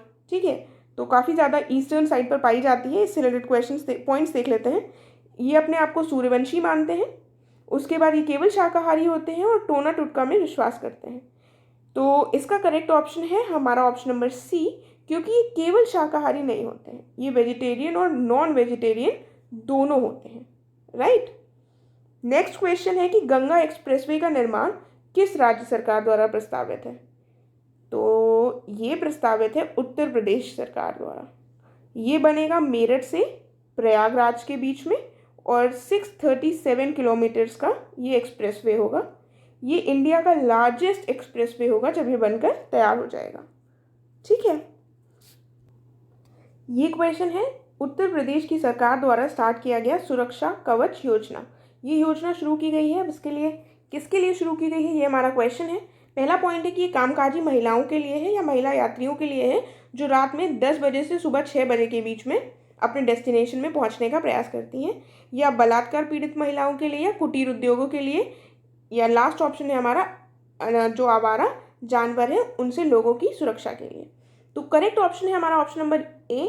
ये उत्तर प्रदेश की सरकार द्वारा ऐसी महिलाओं के लिए शुरू की गई है जो रात में 10 बजे से सुबह 6 बजे तक अपने डेस्टिनेशन में पहुंचने का प्रयास करती हैं। जो कामकाजी महिलाएं हैं इनके लिए ये शुरू की गई थी दिसंबर 2019 में, और 112 नंबर को डायल करके जो ये महिलाएं हैं वो सरकार से मदद मांग सकती हैं, पुलिस उनके पास पहुंच जाएगी और उनको सुरक्षित पहुंचाया जाएगा। ठीक है, तो इसका नाम है सुरक्षा कवच योजना। उत्तर प्रदेश की है योजना, तो इम्पॉर्टेंट हो जाती है। फिर आता है हमारे पास अगला क्वेश्चन, ये पक्षी विहार से संबंधित है कि उत्तर प्रदेश के पहला पक्षी विहार कौन सा था। तो पहला कौन सा था, ये सारे ही उत्तर प्रदेश के पक्षी विहार है, लेकिन पहला कौन सा था ये काफ़ी इंपॉर्टेंट है। पहला पक्षी विहार है चंद्रशेखर आज़ाद पक्षी विहार। इन सारे पक्षी विहारों में जो लाख बहोशी पक्षी विहार है ये सबसे बड़ा पक्षी विहार है, वहीं जो पटना पक्षी विहार है ये सबसे छोटा है, ये स्मॉलेस्ट है और ये लार्जेस्ट है। और समसपुर पक्षी विहार जो है ये रायबरेली में है। ठीक है, तो सबके बारे में आपको थोड़ा थोड़ा पता चल गया है। आगे देख लेते हैं नेक्स्ट क्वेश्चन, उत्तर प्रदेश की सौर ऊर्जा नीति 2017। ठीक है, इसके संदर्भ में दिया गया है कि 2022 तक 10,700 मेगावाट क्षमता की सौर विद्युत उत्पादन का एम रखा गया है। और इसका जो मकसद होगा वो सौर ऊर्जा से विद्युत उत्पादन में निजी भागीदारी यानी प्राइवेट जो है पार्टिसिपेशन को बढ़ावा दिया जाएगा और प्राइवेट इन्वेस्टमेंट को आकर्षित किया जाएगा। तो इसमें हमारा करेक्ट स्टेटमेंट होगा, देखिए इसमें ये दोनों ही स्टेटमेंट सही हैं, यानी ऑप्शन नंबर सी हमारा करेक्ट हो जाएगा। जो बुंदेलखंड क्षेत्र है, यूपी का जो बुंदेलखंड एरिया है, उसमें सौर विद्युत जो परियोजनाएं हैं उनको बढ़ावा देने के लिए एक लगभग 4,000 मेगावाट का एक नया सोलर एनर्जी उत्पादन के लिए ग्रीन एनर्जी कॉरिडोर के नाम से निर्मित किया जाएगा। इसका निर्माण के निर्णय लिया गया है अभी, राइट। तो ये सोलर एनर्जी पॉलिसी 2017 से रिलेटेड क्वेश्चन हो गया हमारा। जो उत्तर प्रदेश के संदर्भ में जो भी पॉलिसीज़, जो भी योजनाएं हैं, जो भी प्रोग्राम शुरू किए गए हैं उनको तो हमें बहुत ध्यान से देखने की ज़रूरत है। ये आता है हमारा खनिज नीति से संबंधित क्वेश्चन जो उत्तर प्रदेश की सरकार ने बनाई है। इसमें कह रहे हैं कि जो फर्स्ट खनिज नीति थी वो 98 में लाई गई थी और जो मई 2017 में जो नई खनिज नीति लाई गई है उसमें रॉयल्टी को बढ़ाकर 3% कर दिया गया है। और उत्तर प्रदेश राज्य खनिज जो विकास निगम है इसको 1974 में स्टैब्लिश किया गया था। इसका जो हमारा करेक्ट ऑप्शन है वो है ऑप्शन नंबर बी, यानी कि ये सारे ही स्टेटमेंट्स सही हैं। और ये जो रॉयल्टी बढ़ाई गई है 3%, ये पहले थी लगभग 1.85%, जिसे बढ़ाकर 3% कर दिया गया है। ठीक है, अगले क्वेश्चन की तरफ बढ़ते हैं। ये क्वेश्चन है कि किस राज्य ने रिसेंटली मानव और वन्य जीव संघर्ष को आपदा घोषित कर दिया है। जो ह्यूमन वाइल्ड लाइफ कॉन्फ्लिक्ट है इसको डिजास्टर घोषित करने वाला राज्य कौन सा है, उत्तर प्रदेश। ठीक है, नेक्स्ट क्वेश्चन आता है हमारा कि लोक नृत्य कौन सा इसमें सुमेलित है। अब देखिए सुमेलित है तो इसमें से जो हमारा करेक्ट ऑप्शन है वो है नटवरी नृत्य, यानी कि ये पूर्वांचल क्षेत्र का है। बाकी ये जो 3 नृत्य हैं राई, दीप और बरेंडी, ये सारे ही मुख्यतः बुंदेलखंड क्षेत्र के हैं। और जो बरेंडी नृत्य है ये आता है स्पेशली बुंदेलखंड क्षेत्र में चित्रकूट से रिलेटेड है। ठीक है, तो ये तो हमें सारे पता होने चाहिए। अब मेंस में भी पूछा जाता है लोक नृत्य और जितनी भी चीज़ें हैं उत्तर प्रदेश की। नेक्स्ट क्वेश्चन पे हम आ गए हैं। ये क्वेश्चन है कि इसमें हमें बताना है कि जो बजट है उसका मेन फोकस किस पर था। उत्तर प्रदेश के बजट में मेन फोकस किस पे था। तो करेक्ट ऑप्शन जो हमारा है इस क्वेश्चन में वो है हमारा ऑप्शन नंबर बी, यानी दूसरा और तीसरा स्टेटमेंट हमारा सही है। 2019-20 का जो बजट था उसमें क्या कहा गया था कि महिला सशक्तिकरण की बात की गई थी, और जो 2020-21 का है उसमें युवाओं की शिक्षा, कौशल और मूलभूत अवस्थापना सुविधाओं की बात की गई है। जो 2017-18 का था वो बात की गई है किसान की। ठीक है, ये फोकस था किसानों पर। और जो 2018-19 जो इसमें नहीं मेंशन है इसमें बात की गई थी औद्योगिक जो उत्पादन है उसको बढ़ावा देने के लिए। देखिए ये 2017-18 से ही आई है ये वाली सरकार, तो हमें ऐसे याद कर लीजिए कि सबसे पहले किसान, बेसिक किसान से शुरू होता है, फिर उद्योग आते हैं, फिर महिलाएं आती हैं, फिर युवा आते हैं। इस तरह से आपका एक सीक्वेंस बन जाएगा और आप इसको नहीं भूलेंगे। अगले क्वेश्चन की तरफ बढ़ते हैं। जो क्वेश्चन है फिर से हमें मैच करना है कौन सा करेक्टली मैच्ड है। तो इसमें जो हमारा करेक्टली मैच्ड है वो है हमारा option number C, national research centre for meat, ये इज्जत नगर बरेली में है। बाकी ये तीनों जो हैं वो करेक्टली मैच्ड नहीं है। तो इसका करेक्ट आंसर जो है वो ऑप्शन नंबर सी हो गया है। जो सेंट्रल एवियन रिसर्च इंस्टीट्यूट है ये है हमारा इज्जत नगर में। इंडियन टेक्नोलॉजिकल रिसर्च सेंटर जो सेकंड नंबर पे दिया गया है कानपुर में, ये कानपुर में ना होकर ये कहाँ पर है, ये है लखनऊ में। और जो सेंट्रल टेक्सटाइल इंस्टीट्यूट है ये है हमारा कानपुर में। राइट। तो ये लर्न कर लीजिए, एक बार फिर से सुन लीजिए। सेंट्रल टेक्सटाइल इंस्टीट्यूट कानपुर हो गया, national research centre for meet इज्जत नगर बरेली हो गया, इंडियन टेक्नोलॉजिकल रिसर्च सेंटर हो गया लखनऊ में, और सेंट्रल एवियन रिसर्च इंस्टीट्यूट फिर से हो गया इज्जत नगर बरेली में। ठीक है, नेक्स्ट क्वेश्चन आता है सैयद मोदी अंतर्राष्ट्रीय बैडमिंटन टूर्नामेंट से रिलेटेड। इस टूर्नामेंट में पुरुष एकल जो वर्ग का खिताब है वो किसने जीता? ये जीता है वांग जू वेई ने। ये काफ़ी इंपॉर्टेंट हो जाता है क्योंकि इन्होंने सौरभ वर्मा जो इंडियन थे उनको हराकर जीता है ये। और Syed Modi international badminton tournament organise हुआ था लखनऊ में। ठीक है, और इसमें जो महिला वर्ग की विजेता थी वो थी कैरोलिना मरीन। तो इसके साथ हम बढ़ते हैं अपने नेक्स्ट क्वेश्चन की तरफ से। देखिए, क्वेश्चंस को बहुत अच्छे से सॉल्व कीजिए ताकि आपका ये जो टाइम है वो यूटिलाइज हो, और इसको बिल्कुल शेयर करना और चैनल को सब्सक्राइब करना बिल्कुल भी मत भूलिएगा। 73rd क्वेश्चन की तरफ आते हैं हम, और ये क्वेश्चन है हमारा बायो एशिया शिखर सम्मेलन से संबंधित। तो इसको लखनऊ में आयोजित किया गया था। इसमें जो भागीदार देश था वो चीन था, और इसका जो थीम बताई गई है वो है टुडे फॉर टुमारो। तो इसमें हमारा करेक्ट आंसर हो जाएगा ऑप्शन नंबर सी, यानी कि केवल तीसरा सही है। पहले और दूसरे स्टेटमेंट्स गलत हैं क्योंकि इसका आयोजन किया गया है हैदराबाद में, और जो भागीदार देश है वो चीन ना होकर कौन सा है? स्विट्जरलैंड, राइट, स्विट्जरलैंड है। तो नेक्स्ट क्वेश्चन है हमारा इंस्टेक्स से रिलेटेड। देखिए, इंस्टेक्स का नाम शायद आपने सुना हो, इसका फुल फॉर्म बहुत इंपॉर्टेंट है जो आपको पता होना चाहिए। That is instrument in support of trade exchanges. Instrument in support of trade exchanges, ये अब मैंने बता दिया है आपको इस फुल फॉर्म, तो शायद आप समझ जाएं। इसका स्टेटमेंट्स देख लेते हैं हम क्या दी हुई है कि एक वस्तु विनिमय प्रणाली है, या ये अमेरिकन डॉलर का इसमें प्रयोग नहीं करते हुए व्यापार करने की बात की गई है। तो ये इसमें से कौन सी स्टेटमेंट सही है? ये दोनों ही स्टेटमेंट सही है।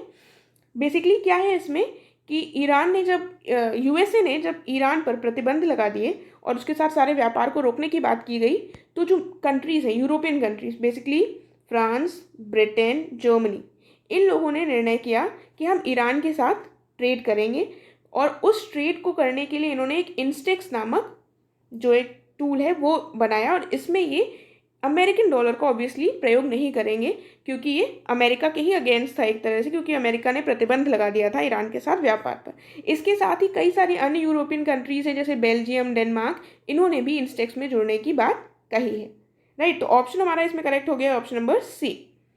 अगले क्वेश्चन आ जाते हैं हम 75th क्वेश्चन पे, जो है प्रोजेक्ट डिजिटल पुम्पुहार। ये क्या है? इसका संबंध चोलकालिक बंदरगाह जो था, बंदरगाह शहर पुम्पुहार, उसके डिजिटल रूप से पुनर्निर्माण करने से संबंधित है, और इसको जो ASI है, आर्कियोलॉजिकल सर्वे ऑफ इंडिया, उसके द्वारा संचालित किया जा रहा है। इसमें हमारा करेक्ट ऑप्शन हो जाएगा केवल और केवल स्टेटमेंट 1, यानी ऑप्शन ए करेक्ट है, क्योंकि इसको आर्कियोलॉजिकल सर्वे ऑफ इंडिया द्वारा संचालित नहीं किया जा रहा है, बल्कि जो department of science and technology है वो इसको संचालित करेगा। ठीक है, उसका एक कंसोर्टियम होगा जो इसको संचालित करेगा। अगले क्वेश्चन की तरफ बढ़ते हैं, जो क्वेश्चन है कि सबसे पहला पुरस्कार दिया गया है मातृभूमि book of the year award, Motherland book of the year award. ये दिया गया है किस किताब के लिए? तो ये दिया गया है ब्लू इज लाइक ब्लू, और ये जो किताब है ये लिखी गई है विनोद कुमार शुक्ला के द्वारा। ठीक है, नेक्स्ट क्वेश्चन है हमारा कि जो WHO है ये जारी करता है विश्व मलेरिया रिपोर्ट, और इसने जारी की थी 2019 में जो रिपोर्ट, उससे रिलेटेड कौन से स्टेटमेंट्स सही हैं? इसमें कहा गया है कि 2017 की तुलना में 2018 में जो मलेरिया के मामले हैं उसमें कमी आई है, और जो भारत है वो विश्व के सबसे ज़्यादा जो 4 प्रभावित देश हैं उनमें शामिल है, मलेरिया से जो प्रभावित है, राइट। तो इसमें से कौन सा स्टेटमेंट हमारा सही होगा? इसमें से केवल स्टेटमेंट ए सही है, क्योंकि अब इस रिपोर्ट के हिसाब से जो 2019 में पेश की गई है, इसके हिसाब से भारत 4 देशों में शामिल नहीं है, बल्कि भारत अब टॉप 11 में आ गया है, और भारत केवल एक लौता नॉन अफ्रीकन कंट्री है जो इस लिस्ट में शामिल है टॉप 11 में, राइट। और इसके अलावा इसमें कहा गया है कि 228 मिलियन लोग अफेक्टेड हैं मलेरिया से ऑल ओवर द वर्ल्ड, जिसमें सबसे ज़्यादा लगभग 93% जो लोग हैं वो अफ्रीकन कंट्रीज से हैं, और लगभग 3.5% अगर हम ले लें, 3.5%, 3.4% ये साउथ ईस्ट एशियन कंट्रीज से हैं, और जो रिमेनिंग 2.1% है ये है जो भूमध्य सागरीय क्षेत्र है उससे, राइट। तो अगले क्वेश्चन की तरफ बढ़ते हैं। इसमें हमने देख लिया है केवल ऑप्शन 1 सही था, दूसरा गलत था। फिर आते हैं हम हैंड इन हैंड, जो एक संयुक्त अभ्यास है, सैन्य अभ्यास। ये आपने शायद सुना हो, इसका आंसर आपको पता भी होना चाहिए। जल्दी से सोचिए क्या आंसर होगा इसका, कमेंट सेक्शन में लिखिए क्या आंसर होगा। इसका आंसर है ऑप्शन नंबर बी, यानी भारत और चीन। ठीक है, इसको रिसेंटली अभी किया गया था और ये हुआ है शिलोंग मेघालय में। ठीक है, इसको ऑर्गेनाइज किया गया। फिर हम आ जाते हैं अपने 79th क्वेश्चन की तरफ, जिसमें कहा गया है कि जो भी मेडिकल डिवाइसेज हैं उसमें नी इम्प्लांट्स जो होते हैं और सिटी स्कैन और एमआरआई इक्विपमेंट्स, इनको इंक्लूड नहीं किया जाता है। और दूसरी स्टेटमेंट में कहा गया है कि जो चिकित्सकीय उपकरण अर्थात जो मेडिकल डिवाइसेस हैं, इनको ड्रग्स की श्रेणी में शामिल किया गया है। तो इसमें से कौन सा स्टेटमेंट सही होगा? जो हमारा स्टेटमेंट सही है वो है ऑप्शन नंबर बी, यानी केवल दूसरा ही स्टेटमेंट सही है, पहला स्टेटमेंट गलत है।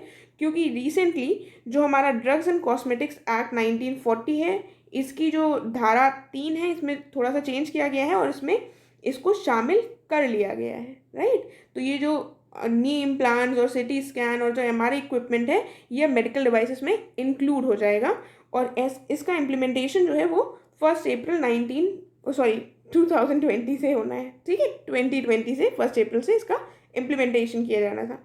फिर हम आते हैं नेक्स्ट क्वेश्चन की तरफ, जिसमें कहा गया है कि जो डिजिटल भुगतान सूचकांक है, इसको जारी कौन करता है? एसबीआई कहा गया है, एसबीआई जारी करती है। और इसका जो पहला संस्करण है वो जनवरी 2020 में जारी किया गया। लेकिन इसका करेक्ट आंसर होगा ऑप्शन नंबर डी, क्योंकि दोनों ही स्टेटमेंट्स हमारी गलत है।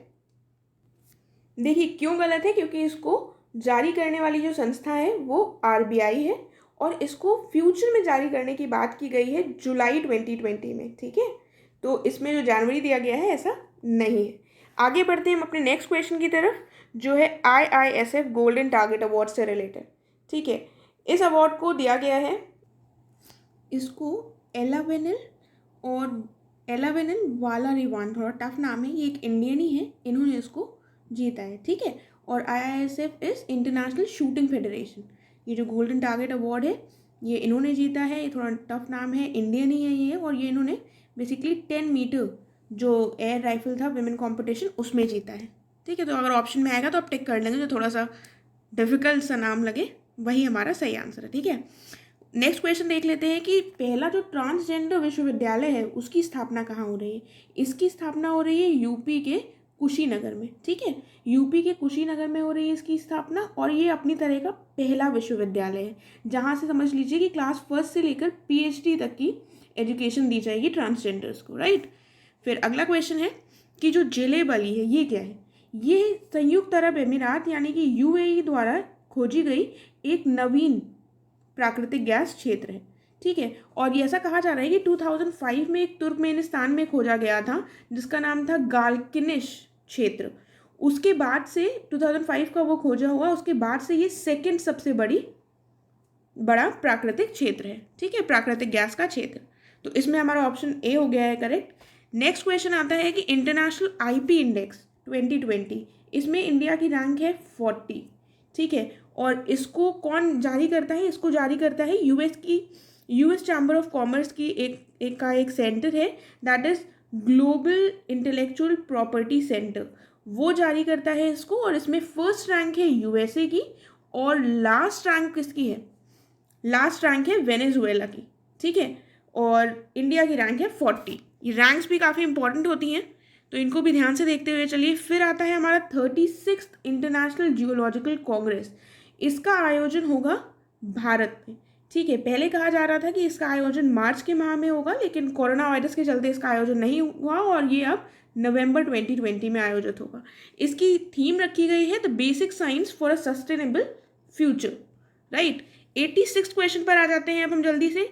इसमें कहा गया है कि जो मनुस्मृति है वो 200 ईसा पूर्व, 200 ईसा पूर्व से 200 ईस्वी के मध्य इसका संकलन किया गया था। और जो भी हमारे धर्म सूत्र हैं और जो धर्मशास्त्र हैं, इसमें 8 प्रकार के विवाहों की बात कही गई है।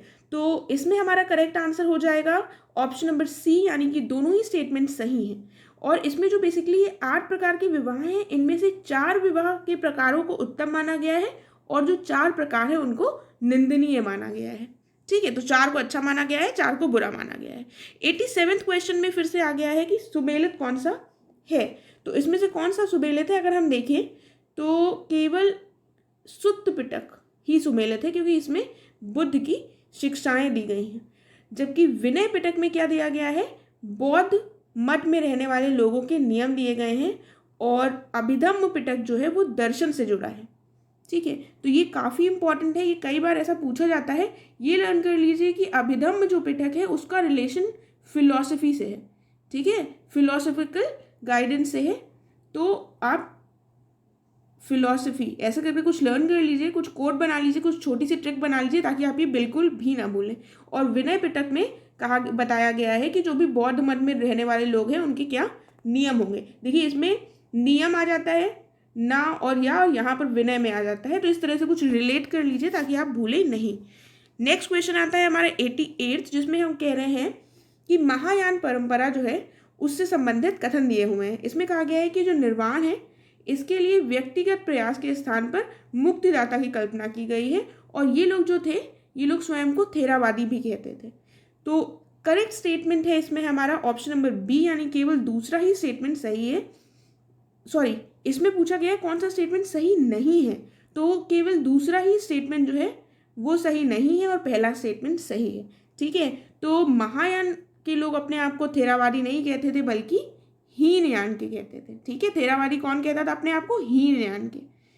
अगले क्वेश्चन की तरफ बढ़ते हैं, वो है 89। इसमें फिर से हमसे पूछा गया है कौन सा कथन गलत है। इस क्वेश्चन में गलत कथन से पढ़ने से पहले हम सारे स्टेटमेंट्स एक बार देख लेते हैं। इसमें कहा गया है कि जो भी स्टार्टिंग में मंदिर बनते थे वो पहाड़ियों को काट कर बनते थे और ये कृत्रिम गुफाओं के रूप में बनाए जाते थे। उसके बाद कहा गया है कि जो भी गुफाओं का विकास हुआ है वो 8वीं सदी के कैलाशनाथ मंदिर में मिलता है, और जो सबसे प्राचीन स्टार्टिंग में जो गुफाएं बनती थी वो मंदिरों के लिए ही बनवाई गई थी। और चौथा स्टेटमेंट कह रहा है कि जो भी प्रारंभिक मंदिर है उनमें केवल गर्भगृह ही होते थे। ठीक है, तो जो हमारा इनकरेक्ट स्टेटमेंट है इसमें वो है हमारा ऑप्शन नंबर सी, क्योंकि जो सबसे प्राचीन कृत्रिम गुफाएं थी, आर्टिफिशियल गुफाएं, वो मंदिरों के लिए नहीं बनाई गई थी बल्कि वो आजीवक जो सेंट्स थे उनके लिए बनाई गई थी। और इसको बनवाया किसने था, अशोक ने बनवाया था अपने समय पर। ठीक है, तो सबसे प्राचीन गुफाएं वो थी, ना कि मंदिरों के लिए। 98 क्वेश्चन पे आते हैं। इसमें कहा गया है कि जो सबसे पहले ढाले गए सिक्के थे वो किसके थे, चांदी और तांबे के आहत सिक्के थे। और जो कुषाण राजा थे इन्होंने सबसे पहले सोने के सिक्कों को चालू करवाया था, जारी किया था। इसमें पूछा गया सही नहीं है। ये बहुत इंपॉर्टेंट होता है कि हम देख लें क्वेश्चन क्या पूछ रहा है। तो 98 क्वेश्चन का ऑप्शन हो जाएगा ऑप्शन नंबर डी, क्योंकि ये दोनों ही स्टेटमेंट्स हमारी बिल्कुल ही करेक्ट है।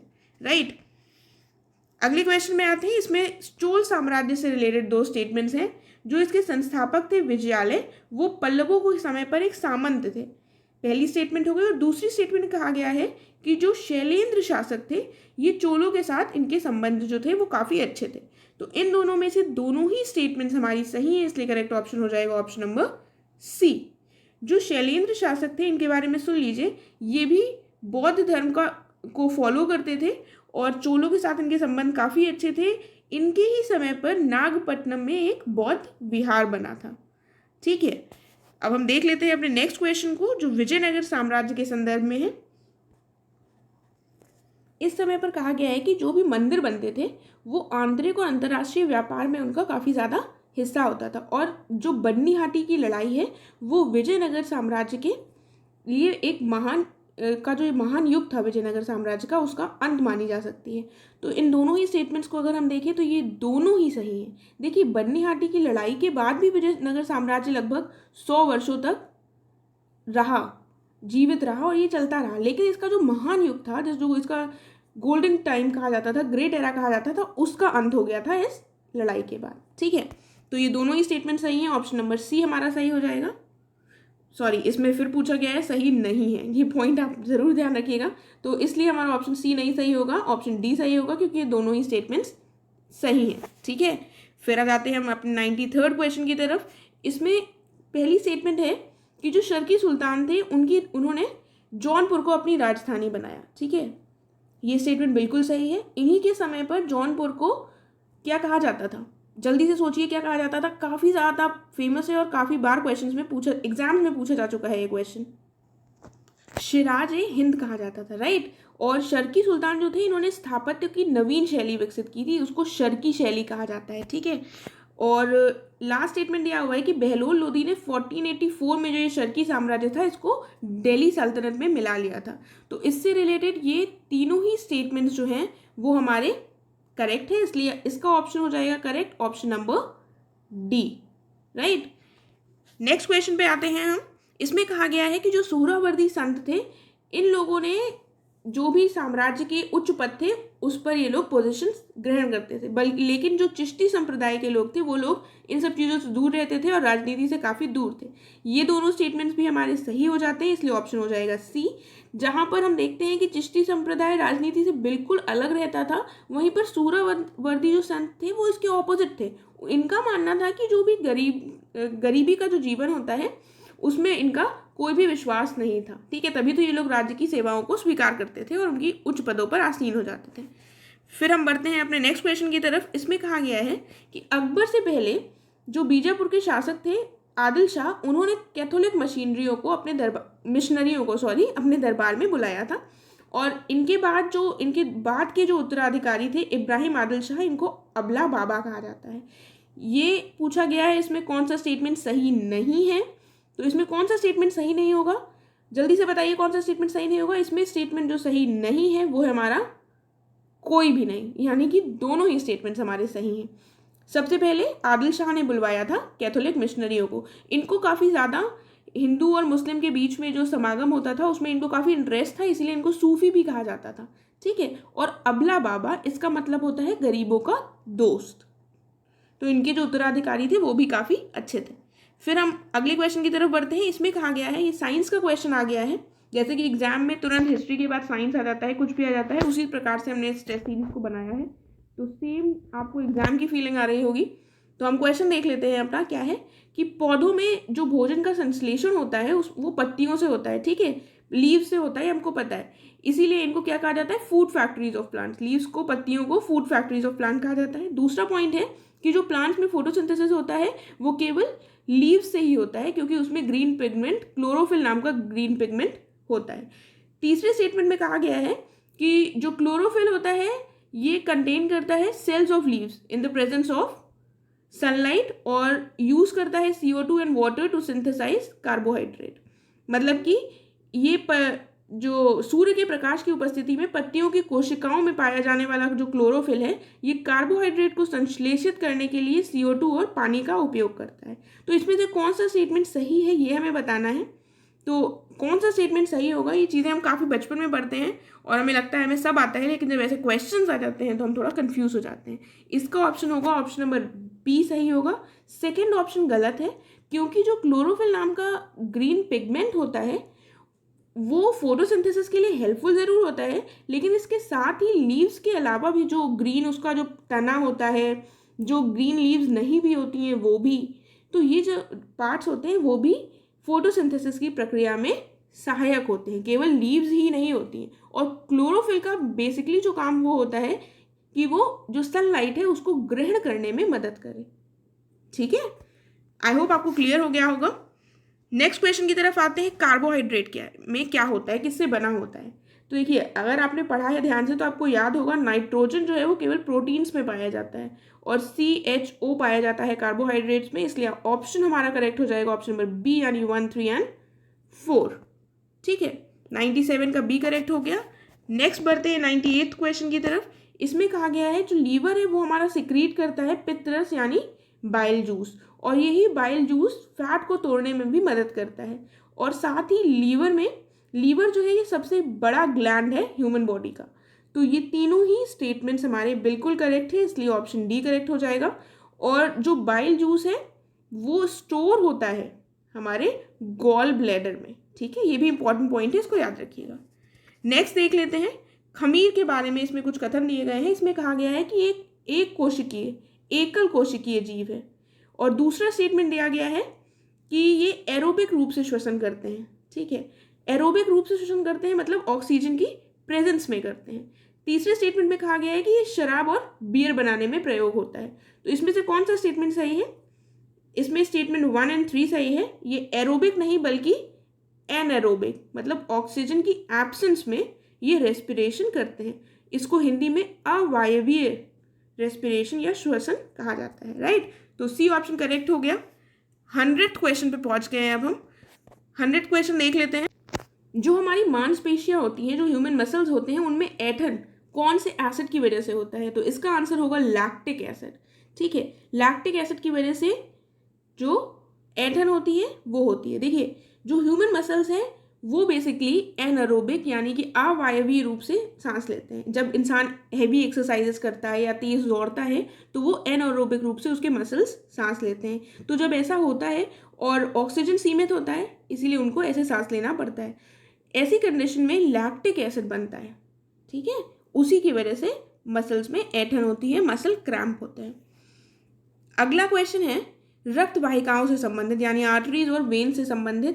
पहली स्टेटमेंट में कहा गया है जो आर्टरीज हैं वो ऑक्सीजन को ले जाती हैं और ऑक्सीजन रिच ब्लड को ले जाती हैं हार्ट से बॉडी के दूसरे ऑर्गन्स तक। दूसरी स्टेटमेंट में कहा गया है कि जो वेन्स होती हैं यानी कि शिराएं, वो CO2 रिच जो ब्लड होता है, ठीक है, उसको वापस बॉडी के ऑर्गन से हार्ट में ले जाती हैं। फिर कहा गया है कि जो आर्टरीज यानी धमनियाँ होती हैं इसमें वॉल्व होता है और जो शिराएं होती हैं इनमें मोटी दीवारें होती हैं।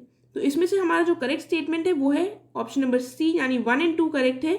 और ये दोनों ही स्टेटमेंट्स रॉन्ग है क्योंकि वेन्स में वॉल्व होती है और जो आर्टरीज है उनकी जो दीवारें होती हैं वो काफ़ी थिक होती हैं। क्यों इसकी दीवारें थिक होती हैं? क्योंकि इसमें जो ब्लड का फ्लो होता है वो काफ़ी ज़्यादा रैपिड होता है, उसका प्रेशर काफ़ी हाई होता है। ठीक है, यहाँ पर नसों में मोटी दीवारें लिखी है लेकिन यहाँ पर वेन्स होगा। ठीक है, ये थोड़ी सी मिस्टेक है, इसको देख लीजिएगा। आगे बढ़ते हैं। इसमें कहा गया है कि मानव हृदय के बारे में कुछ स्टेटमेंट्स दी हुई हैं। इसमें कहा गया है इसमें 4 कक्ष होते हैं यानी कि 4 चैम्बर्स होते हैं। और अगले बात कही गई है कि जो चेम्बर्स होते हैं ये इसमें मांसपेशियों से बने होते हैं, मसल से बना होता है। तो इसमें से कौन सा स्टेटमेंट हमारा सही होगा?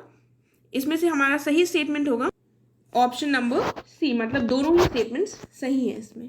ठीक है, 4 कक्ष इसलिए होते हैं क्योंकि एक बार ऑक्सीजन रिच ब्लड आता है, एक बार CO2 रिच ब्लड आता है। तो अगर चेम्बर्स नहीं होंगे तो ये डिवीजन कैसे होगा? ठीक है, तो ये रीज़न होता है चेम्बर्स होने का।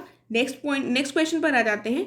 वानस्पतिक जनन यानी कि वेजिटेटिव प्रोपोगेशन, इससे संबंधित स्टेटमेंट्स दी गई हैं। इसमें कहा गया है कि लैंगिक जनन है, एक प्रकार का लैंगिक जनन है और इसके साथ ही इससे जो उत्पादित होता है पौधा वो मूल पौधे की सटीक प्रतियां होता है, एग्जैक्टली वैसा ही होता है।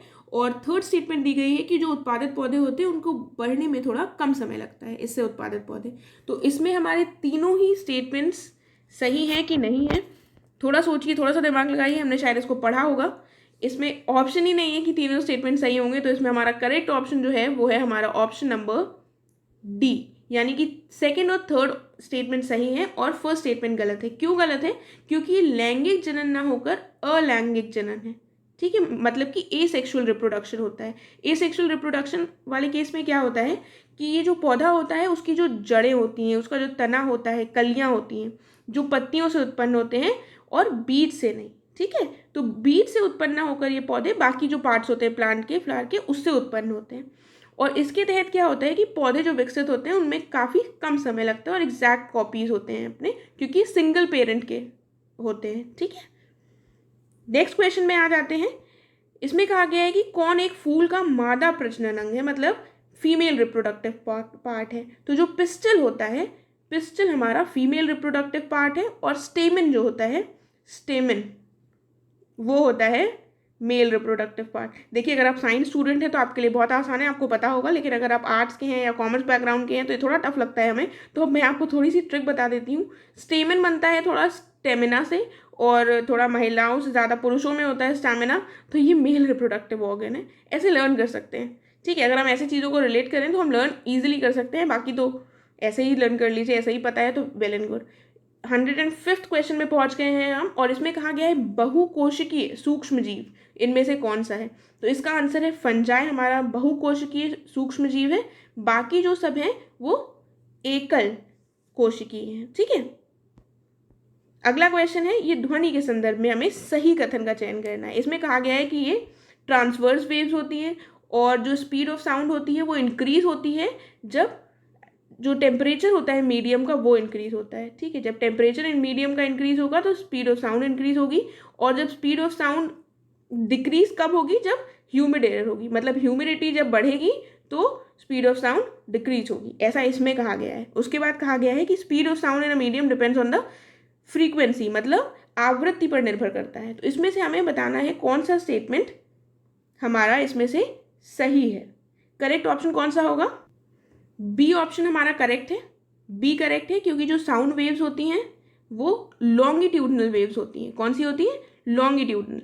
और टेम्परेचर उस पर इफेक्ट करता है और टेम्परेचर के साथ ये इंक्रीज होता है। लेकिन ह्यूमिडिटी के साथ भी सेम बिहेवियर होता है और ह्यूमिडिटी जब बढ़ती है तो भी स्पीड ऑफ साउंड बढ़ती है। ठीक है, और ये स्टेटमेंट भी फ्रीक्वेंसी ऑफ साउंड यानी कि आवृत्ति पर निर्भर नहीं करती है। तो केवल स्टेटमेंट बी सही है, ऑप्शन बी यहाँ पर सही हो जाएगा। नेक्स्ट है कि मानव शरीर का सामान्य ताप। आप सोच रहे होंगे इतना आसान सा क्वेश्चन, लेकिन यहाँ पर जो यूनिट है वो केल्विन है। ठीक है, तो थोड़ा सा देख लीजिए। अगर आपको पता है तो बहुत अच्छी चीज़ है, लेकिन नहीं पता है तो ध्यान रखिएगा क्योंकि ये भूलने वाली चीज़ नहीं है। देखिए, डिग्री सेल्सियस में टेम्परेचर होता है 37 डिग्री सेल्सियस और फ़ारेनहाइट में अगर हम देखें तो 98.6 फ़ारेनहाइट। ठीक है, लेकिन केल्विन में आ जाता है तो वो होता है 310 केल्विन। ठीक है, 310 केल्विन। फिर अगले क्वेश्चन की तरफ हम बढ़ते हैं। इसमें कहा गया है जो एक अच्छा हीटर होता है इसमें जो एलिमेंट होता है उसकी जो रेजिस्टिविटी होती है वो काफ़ी अधिक होती है। और दूसरी बात कही गई है कि एलिमेंट ऐसा होता है जिसमें हाई टेम्परेचर पर वो ऑक्सीडाइज ना हो। ठीक है, उसका ऑक्सीकरण ना हो हाई टेम्परेचर पे।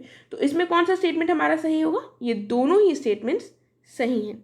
ठीक है, 109th क्वेश्चन की तरफ हम बढ़ते हैं। इसमें विद्युत फ्यूज तार के बारे में बताया गया है, हमें सही स्टेटमेंट चूज करनी है।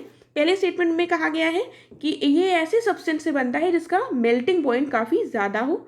दूसरे में कहा गया है कि जो फ्यूज वायर होता है इसको हमेशा लाइव तार के साथ, लाइव वायर के साथ जोड़ा जाता है और इसमें टिन का प्रयोग किया जाता है इसको बनाने में। इसमें हमें करेक्ट स्टेटमेंट चूज करनी है। करेक्ट स्टेटमेंट है हमारी स्टेटमेंट 2 एंड 3 यानी ऑप्शन बी करेक्ट हो जाएगा। पहली स्टेटमेंट रॉन्ग है क्योंकि मेल्टिंग पॉइंट इसका हमेशा लो होना चाहिए ना कि हाई। ये क्वेश्चन भी काफ़ी इंपॉर्टेंट है क्योंकि कई बार ये क्वेश्चन आ चुका है एग्जाम में। नेक्स्ट क्वेश्चन आता है हमारा फोटोवोल्टाइक सेल से। इसका प्रयोग हम कहाँ कर सकते हैं? कहाँ पर कर सकते हैं? देखिए, जहाँ पर थिएटर्स होते हैं वहाँ पर रिप्रोडक्शन ज़्यादा होता है साउंड का, वहाँ पर इसका यूज़ किया जा सकता है। या फिर जो स्वचालित लाइटें लगी रहती हैं सड़कों पर, या फिर जो स्वचालित दरवाजे होते हैं जो अपने आप खुलते हैं और बंद होते हैं, तो इन तीनों ही जगहों पर यूज़ कर सकते हैं हम फोटोवोल्टाइक सेल। राइट, तो ऑप्शन हमारा करेक्ट कौन सा हो जाएगा? ऑप्शन नंबर डी यानी उपरोक्त सभी। नेक्स्ट क्वेश्चन की तरफ बढ़ते हैं। नेक्स्ट क्वेश्चन में कहा गया है कि जो रेडियो एक्टिव आइसोटोप्स हैं इनका प्रयोग कहाँ किया जाता है? पहले में कहा गया है कि जब किसी oil pipeline, underground oil pipeline में कोई लीकेज को डिटेक्ट करना हो, या किसी मेडिसिन को ट्रेस करने के लिए, या फिर किसी डिसइंफेक्शन के लिए ऑफ सीरियल्स या फ्रूट्स या वेजिटेबल्स, किसी भी जो भी डिसइंफेक्शन हो किसी पदार्थ में उसका पता लगाने के लिए, तो रेडियो एक्टिव आइसोटोप्स का प्रयोग इन तीनों ही चीज़ों में किया जा सकता है, इसलिए ऑप्शन नंबर डी करेक्ट हो जाएगा। नेक्स्ट क्वेश्चन है हमारा कि ये जो दिए गए हैं इनमें से कौन सा करेक्टली मैच नहीं है। ठीक है, तो पहला पढ़ लेते हैं एक बार। जो ठोस में ठोस का विलयन होता है उससे क्या बनता है? Zinc and copper.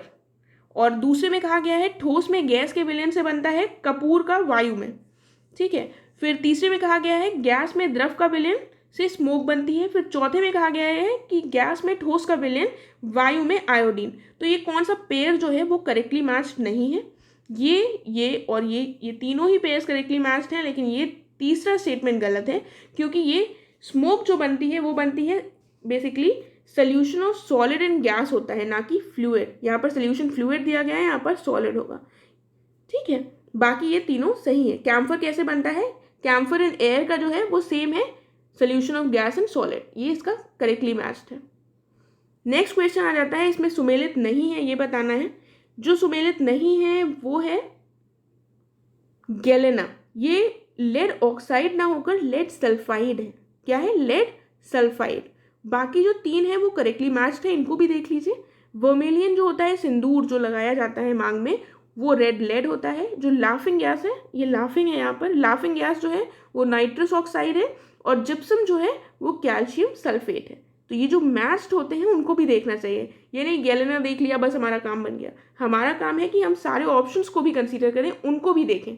ठीक है, फिर हम देखते हैं कि पिक्रिक एसिड ये क्या होता है। पिक्रिक एसिड है ट्राइनाइट्रोफिनॉल। क्या है? ट्राइनाइट्रोफिनॉल। Picric acid trinitrophenol. इस तरह से एक दो बार बोल लीजिए, अगर आपको नहीं लर्न है तो लर्न हो जाएगा। आर्टिफिशियल डायमंड क्या होता है? ये है सिलिकॉन कार्बाइड।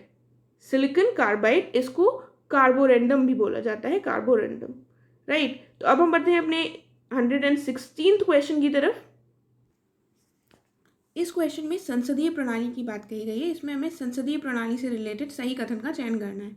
जो हमारा हेड ऑफ स्टेट होता है वो केवल नाम मात्र होता है, पहला कथन ये है। इसमें कहा गया है जो कार्यपालिका है वो विधायिका का ही एक पार्ट होती है, ठीक है। और तीसरा स्टेटमेंट ये दिया हुआ है कि विधायिका बेसिकली इसमें 2 सदनों में विभाजित होती है। तो इसमें से कौन सा स्टेटमेंट सही है? ये तीनों ही स्टेटमेंट्स हमारे सही हैं, पार्लियामेंट्री सिस्टम से रिलेटेड है, ठीक है। तो ऑप्शन डी सही हो जाएगा। नेक्स्ट देखते हैं संघात्मक राज्य व्यवस्था से संबंधित कौन सा स्टेटमेंट हमारा सही है। इसमें जो राज्य और प्रांत हैं इनको काफ़ी ज़्यादा महत्व दिया जाता है, और जो संघ की स्थापना होती है वो लिखित दस्तावेज के आधार पर होती है। इसके बाद तीसरी स्टेटमेंट में कहा गया है कि जो संविधान की व्याख्या की जाती है वो न्यायपालिका की सर्वोच्चता को दिखाती है, ठीक है। अर्थात इसका मतलब हुआ कि जो संविधान की व्याख्या करने के संदर्भ में जो सबसे सर्वोच्चता है वो किसके पास है? न्यायपालिका के पास, ठीक है। तो ये तीनों ही स्टेटमेंट हमने पढ़ लिए हैं। इसमें करेक्ट स्टेटमेंट देखना है कौन सा होगा। इसमें करेक्ट स्टेटमेंट है हमारा ऑप्शन नंबर डी, यानी कि ये सारी ही स्टेटमेंट्स हमारी संघात्मक राज्य व्यवस्था से रिलेटेड बिल्कुल करेक्ट है, ठीक है। तो नेक्स्ट पे आते हैं। इसमें कहा गया है कि प्रत्यक्ष लोकतंत्र जो होता है उसके कौन से टूल्स हैं, यानी कि डायरेक्ट डेमोक्रेसी। पहला है कि वापस बुलाने का अधिकार, फिर दूसरा है पहल, और जनमत संग्रह। तो ये तीनों ही जो पार्ट्स हैं ये डायरेक्ट डेमोक्रेसी के हैं। अब आप मुझे ये बताइए कमेंट सेक्शन में जल्दी से कि जो इंडिया है यहाँ पर डायरेक्ट डेमोक्रेसी है या इनडायरेक्ट। तो यहाँ पर मैं आपको आंसर बता देती हूँ, यहाँ पर है इनडायरेक्ट डेमोक्रेसी, क्योंकि हमारे पास राइट टू रिकॉल जैसी पावर्स नहीं है, ठीक है। आगे बढ़ लेते हैं हम लोग। देखते हैं इसमें कहा गया है कि जो constructive vote of no confidence motion है, यानी कि रचनात्मक अविश्वास प्रस्ताव, ये किस देश में पाई जाती है? ये पाई जाती है जर्मनी में। ये जो जर्मनी का संविधान है इसकी विशेषता है। इसमें क्या होता है, जो विधायिका है अगर उसमें निम्न सदन में चांसलर के विरुद्ध कोई प्रस्ताव लाया जा रहा है, अविश्वास प्रस्ताव लाया जाता है, तो इस केस में ये लोग पहले ही डिसाइड कर लेते हैं कि इन केस अगर प्रस्ताव मान लीजिए पारित हो जाता है तो जो नया चांसलर होगा वो कौन होगा, ठीक है। तो इसी को कहते हैं constructive vote of no confidence motion, ठीक। नेक्स्ट है इसमें से कौन सा सुमेलित नहीं है। तो कौन सा सुमेलित नहीं, पहले स्टेटमेंट्स देख लेते हैं, ऑप्शंस देख लेते हैं। राज्यसभा के लिए जो सदस्यों का निर्वाचन होता है वो फ्रांस से लिया गया है। उच्चतम न्यायालयों का परामर्शी न्याय निर्णयन कनाडा, और राज्यसभा के लिए सदस्यों का नामांकन आयरलैंड। आपातकाल के समय मूल अधिकारों का स्थगन जर्मनी के वीमर संविधान से। तो इसमें हमारा करेक्ट ऑप्शन हो जाएगा ऑप्शन नंबर ए, क्योंकि ये फ्रांस नहीं होगा, ये क्या होगा, साउथ अफ्रीका के कॉन्स्टिट्यूशन से, राइट। नेक्स्ट है कि इनमें से भारतीय संविधान के संघीय स्वरूप से कौन सा स्टेटमेंट रिलेटेड है। तो दोहरी शासन जो पद्धति है इंडिया में, और जो साधारण बहुमत से संविधान में संशोधन किया जा सकता है, अमेंड किया जा सकता है, और संविधान की सर्वोच्चता। तो इनमें से जो रिप्रेजेंट करता है संघीय स्वरूप को संविधान के, वो हो जाएगा हमारा ऑप्शन नंबर सी, यानी 1 और 3। कौन सा हो जाएगा? Option number C. सेकंड जो स्टेटमेंट है ये रिप्रेजेंट नहीं करती है संघीय स्वरूप को। इसके तहत कौन कौन कौन सी चीज़ें आती हैं, जैसे लिखित संविधान हो गया, संविधान की सर्वोच्चता हो गई, स्वतंत्र और निष्पक्ष न्यायपालिका, ये पॉइंट्स आते हैं संघीय स्वरूप के अंतर्गत, ठीक। फिर नेक्स्ट क्वेश्चन है कौन सा सुमेलित है। तो इनमें अगर हम देखें तो ये तीनों ही सुमेलित हैं, राइट।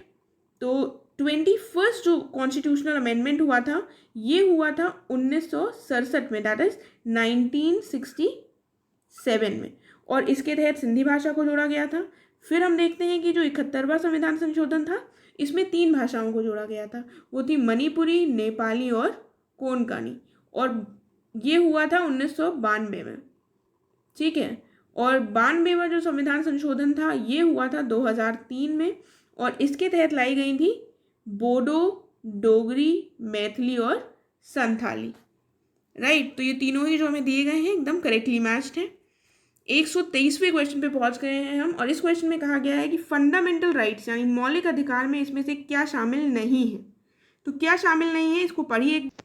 देखिए, उपभोक्ता अधिकार क्या ये हमारा मौलिक अधिकार है? सोचिए ज़रा, उसके बाद आता है दूसरा पॉइंट, जो वृत्ति या व्यापार का अधिकार, फिर अभिव्यक्ति की स्वतंत्रता और सांस्कृतिक शैक्षणिक अधिकार। तो ये तीनों ही हमारे फंडामेंटल राइट्स हैं। इनके कौन कौन से आर्टिकल्स हैं, इनको देखिए, सोचिए, और अगर आपको याद आते हैं तो ज़रूर उनको कमेंट सेक्शन में लिखिएगा। जो उपभोक्ता का अधिकार है वो है हमारा एक स्टैट्यूटरी राइट है। क्यों स्टैट्यूटरी राइट है? क्योंकि इसको कंज्यूमर प्रोटेक्शन एक्ट के तहत लाया गया है, ठीक है, उपभोक्ता कंज्यूमर राइट। आगे बढ़ते हैं। इसमें कहा गया है विधियों का समान संरक्षण, जो वाक्यांश है वो कौन से देश के संविधान से लिया गया है? ये लिया गया है अमेरिकन संविधान से, और ये बेसिकली एक पॉजिटिव कॉनोटेशन है, मतलब एक ये पॉजिटिव अभिव्यक्ति को प्रदर्शित करता है। इसका मतलब क्या होता है? इसका मतलब होता है कि जो प्रत्येक व्यक्ति है उसकी कानून तक जो पहुंच है वो बिल्कुल बराबर होगी, इक्वल पहुंच होगी, राइट। नेक्स्ट है आर्टिकल 16 से रिलेटेड कौन से ये स्टेटमेंट्स सही हैं। पहले में कह रहा है कि इसमें केवल धर्म, मूल वंश, जाति, लिंग, वंश क्रम, जन्म स्थान और निवास के आधार पर भेदभाव निषेध किया गया है। दूसरे में कहा जा रहा है कि ये जो अधिकार है ये सरकारी और निजी दोनों नौकरियों में लागू होते हैं। तीसरे में कहा गया है कि ये प्रारंभिक नियुक्ति के साथ साथ प्रोन्नति यानी प्रमोशन में भी अप्लाई होता है। तो इसमें कौन सा स्टेटमेंट हमारा सही हो जाएगा? इसमें है ऑप्शन नंबर सी सही होगा, क्योंकि ये दूसरी स्टेटमेंट गलत है, राइट। नेक्स्ट पे बढ़ते हैं, देखते हैं आर्टिकल 19(1) का 19(1)(a), इससे हमें कौन सी अभिव्यक्ति की स्वतंत्रता को रिस्ट्रिक्ट किया जाता है? कौन सी अभिव्यक्ति की स्वतंत्रता हमारी रिस्ट्रिक्ट होती है? लोक व्यवस्था, अपराध उद्दीपन, न्यायालय की अवमानना, शिष्टाचार। तो क्या होगा इसका आंसर? इसका आंसर इसमें ये चारों ही ऑप्शंस हमारे करेक्ट हो जाएंगे। Public order, criminal incitement, contempt of court और मोरालिटी, यानी ऑप्शन नंबर डी हमारा इसमें करेक्ट हो जाएगा। ये चारों ही चीज़ें हमारे फ्रीडम ऑफ एक्सप्रेशन को रिस्ट्रिक्ट करती हैं। आगे बढ़ते नेक्स्ट क्वेश्चन देख लेते हैं। इसमें कहा गया है कि जो फंडामेंटल राइट अंडर आर्टिकल 21 है, इनमें से कौन सी राइट्स हमें प्रोवाइड करता है ये आर्टिकल? तो कौन सी करता है? बिजली पाने का अधिकार, आजीविका का अधिकार, एकांत का अधिकार, विदेश यात्रा का अधिकार। तो ये चारों ही राइट्स हमें प्रोवाइड होती हैं आर्टिकल 21 से। तो ऑप्शन नंबर डी करेक्ट है हमारा। नेक्स्ट क्वेश्चन है कि इनमें से कौन सा निर्णय है, कौन सा जो डिसीजन था जिसमें धर्मनिरपेक्षता भारतीय संविधान के मूल ढांचे को का पार्ट घोषित हो गया था?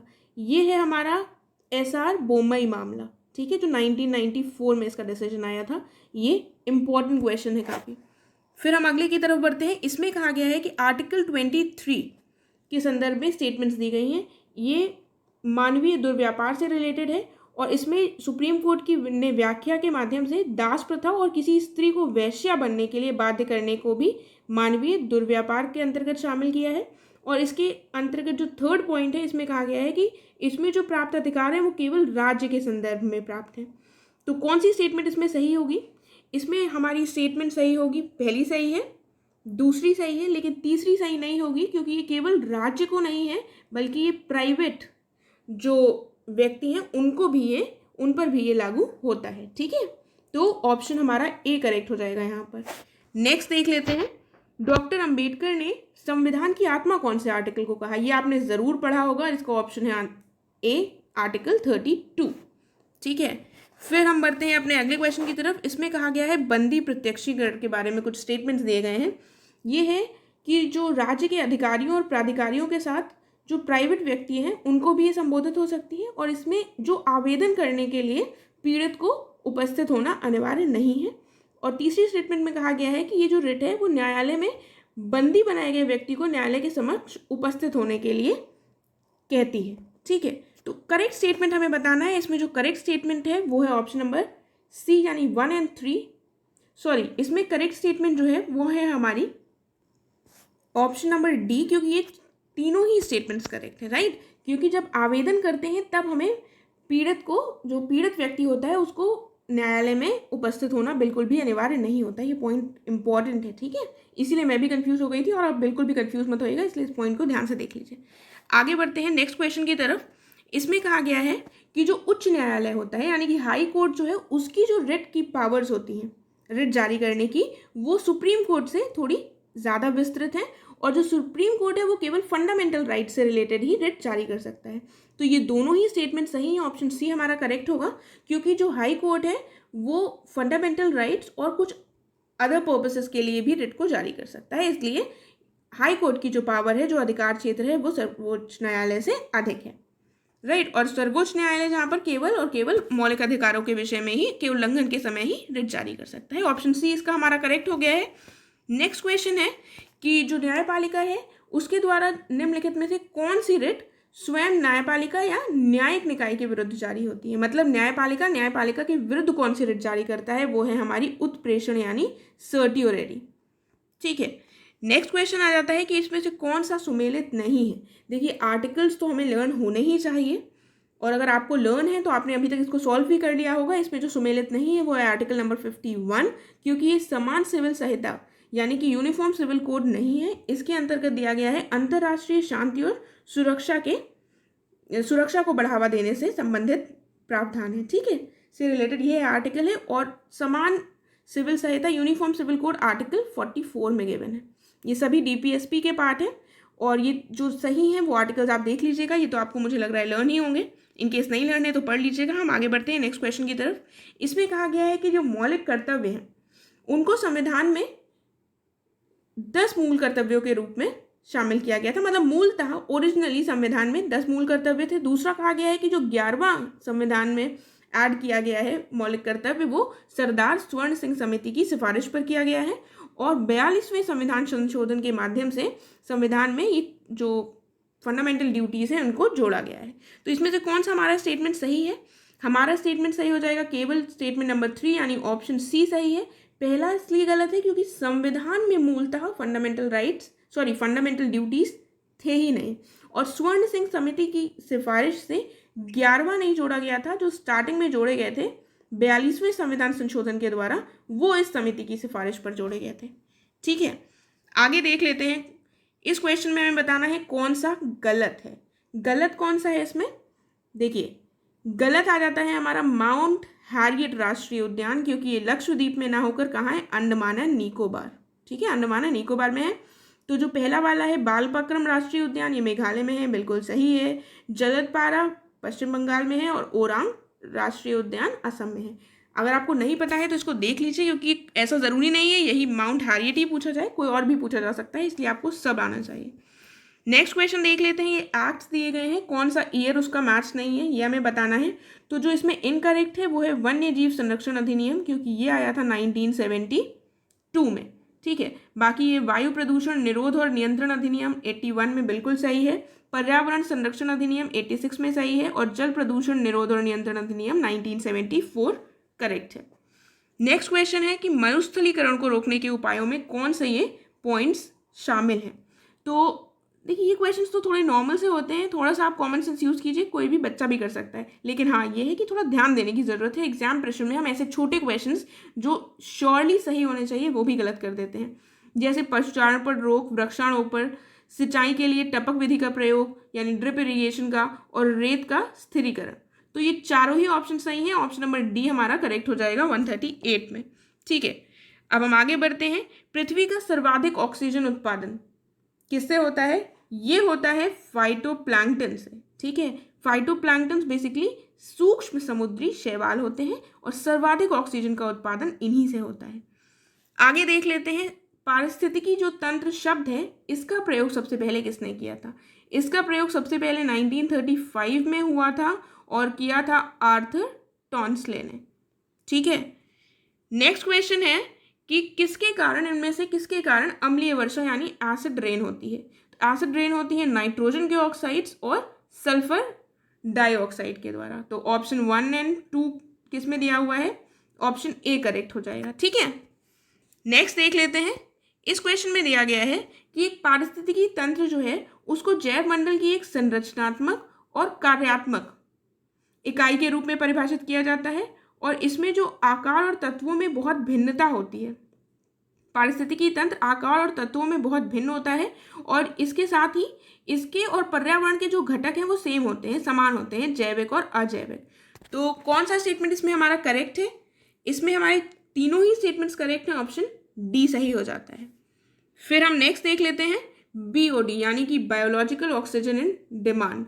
ये अगर पानी में इंक्रीज हो रहा है किसी वाटर बॉडी में, तो इसका मतलब क्या हुआ? इसका मतलब ये हुआ कि जो कार्बनिक पदार्थ हैं उनकी मात्रा बढ़ रही है, ठीक है, उसका मतलब हुआ कि मात्रा उनकी बढ़ रही है और ये जो एक्वेटिक एनिमल्स होते हैं उनके लिए बिल्कुल भी अच्छा नहीं होता है, उनके लिए हार्मफुल होता है। नेक्स्ट क्वेश्चन देख लेते हैं, इसमें से कौन सा अलग है। देखिए ऐसे क्वेश्चंस बनाए गए हैं जो आपको यूपीपीएससी के एग्जाम्स में शॉर्ट पॉसिबिलिटी है कि मिल सकते हैं, क्योंकि उसमें इसी टाइप के क्वेश्चंस आते हैं। तो बहुत ही ध्यान से कीजिएगा इन क्वेश्चंस को। इसमें जो डिफरेंट है वो है हमारी शार्क। क्यों डिफरेंट है? इसलिए डिफरेंट है क्योंकि बाकी ये जो है ये बेसिकली सिटेशियस जीव हैं। सिटेशियस जीव वो होते हैं जो पानी में रहते हैं और स्तनधारी होते हैं, ठीक है, और शार्क उसमें से अलग है। आगे बढ़ते हैं। ये क्वेश्चन कह रहा है कि जो चराई खाद्य श्रृंखला है ये हरे पौधों से शुरू होती है और इसमें जो प्राथमिक उपभोक्ता होता है वो शाकाहारी होते हैं। जो अपरद खाद्य श्रृंखला है इसमें ऊर्जा का स्रोत मृत कार्बनिक पदार्थ होते हैं, और जो चराई खाद्य श्रृंखला और अपरद खाद्य श्रृंखला यानी कि ग्रेजिंग फूड चेन और डेट्राइटस फूड चेन, ये दोनों का आपस में संबंध नहीं है। तो आपको पता है कि फूड चेन जो एक मृत उससे शुरू होती है और चराई जिसमें ग्रीन प्लांट्स वगैरह आते हैं, क्या इनका आपस में संबंध नहीं हो सकता है? क्या ये पॉसिबल है?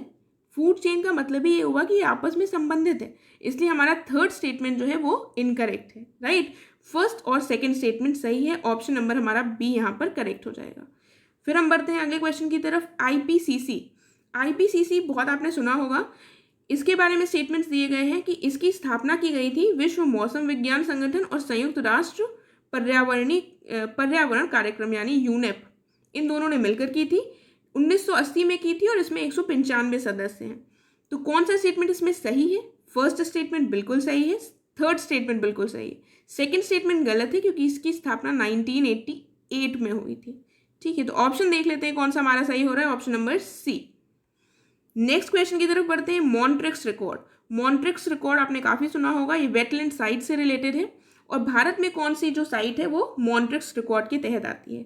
तो इसमें केवल 2 साइट्स हैं, लोकटक झील और केवलादेव नेशनल पार्क। ये दोनों ही केवल साइट्स हैं भारत की जो मॉन्ट्रिक्स रिकॉर्ड में है। चिल्का जो झील है इसको 1900s में, एग्जैक्ट मुझे ईयर नहीं याद आ रहा है, इसको शामिल किया गया था और 2002 में इसको हटा दिया गया था।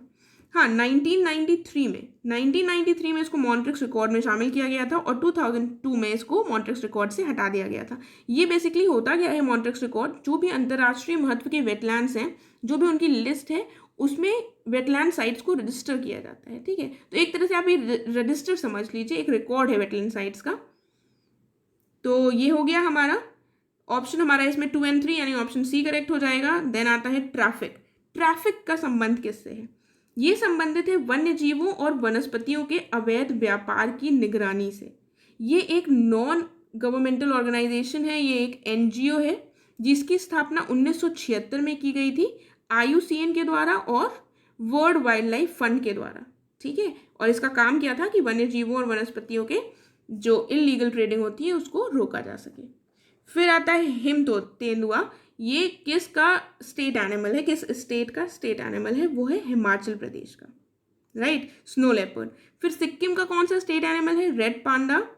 रेड पांडा हो जाता है। जम्मू कश्मीर का हंगुल हो जाता है और अरुणाचल प्रदेश का हो जाता है मिथुन, ठीक है। तो ये देख लीजिए, लर्न कर लीजिए। अब हम आते हैं अपनी टेस्ट सीरीज के लास्ट क्वेश्चन की तरफ, जो है विश्व आर्द्रभूमि दिवस मनाया जाता है। कब मनाया जाता है? 2 फरवरी को। हर साल 2 फरवरी को मनाया जाता है। 16 सितंबर को हम मनाते हैं वर्ल्ड ओजोन डे और 29 जुलाई को हम मनाते हैं इंटरनेशनल टाइगर डे। इसके साथ हमने अपनी टेस्ट सीरीज कंप्लीट कर ली है। आई होप आपने एंजॉय किया होगा और आपने सब कुछ लर्न कर लिया होगा। एंड हम मिलते हैं अपने नेक्स्ट लेसन में। Thank you so much.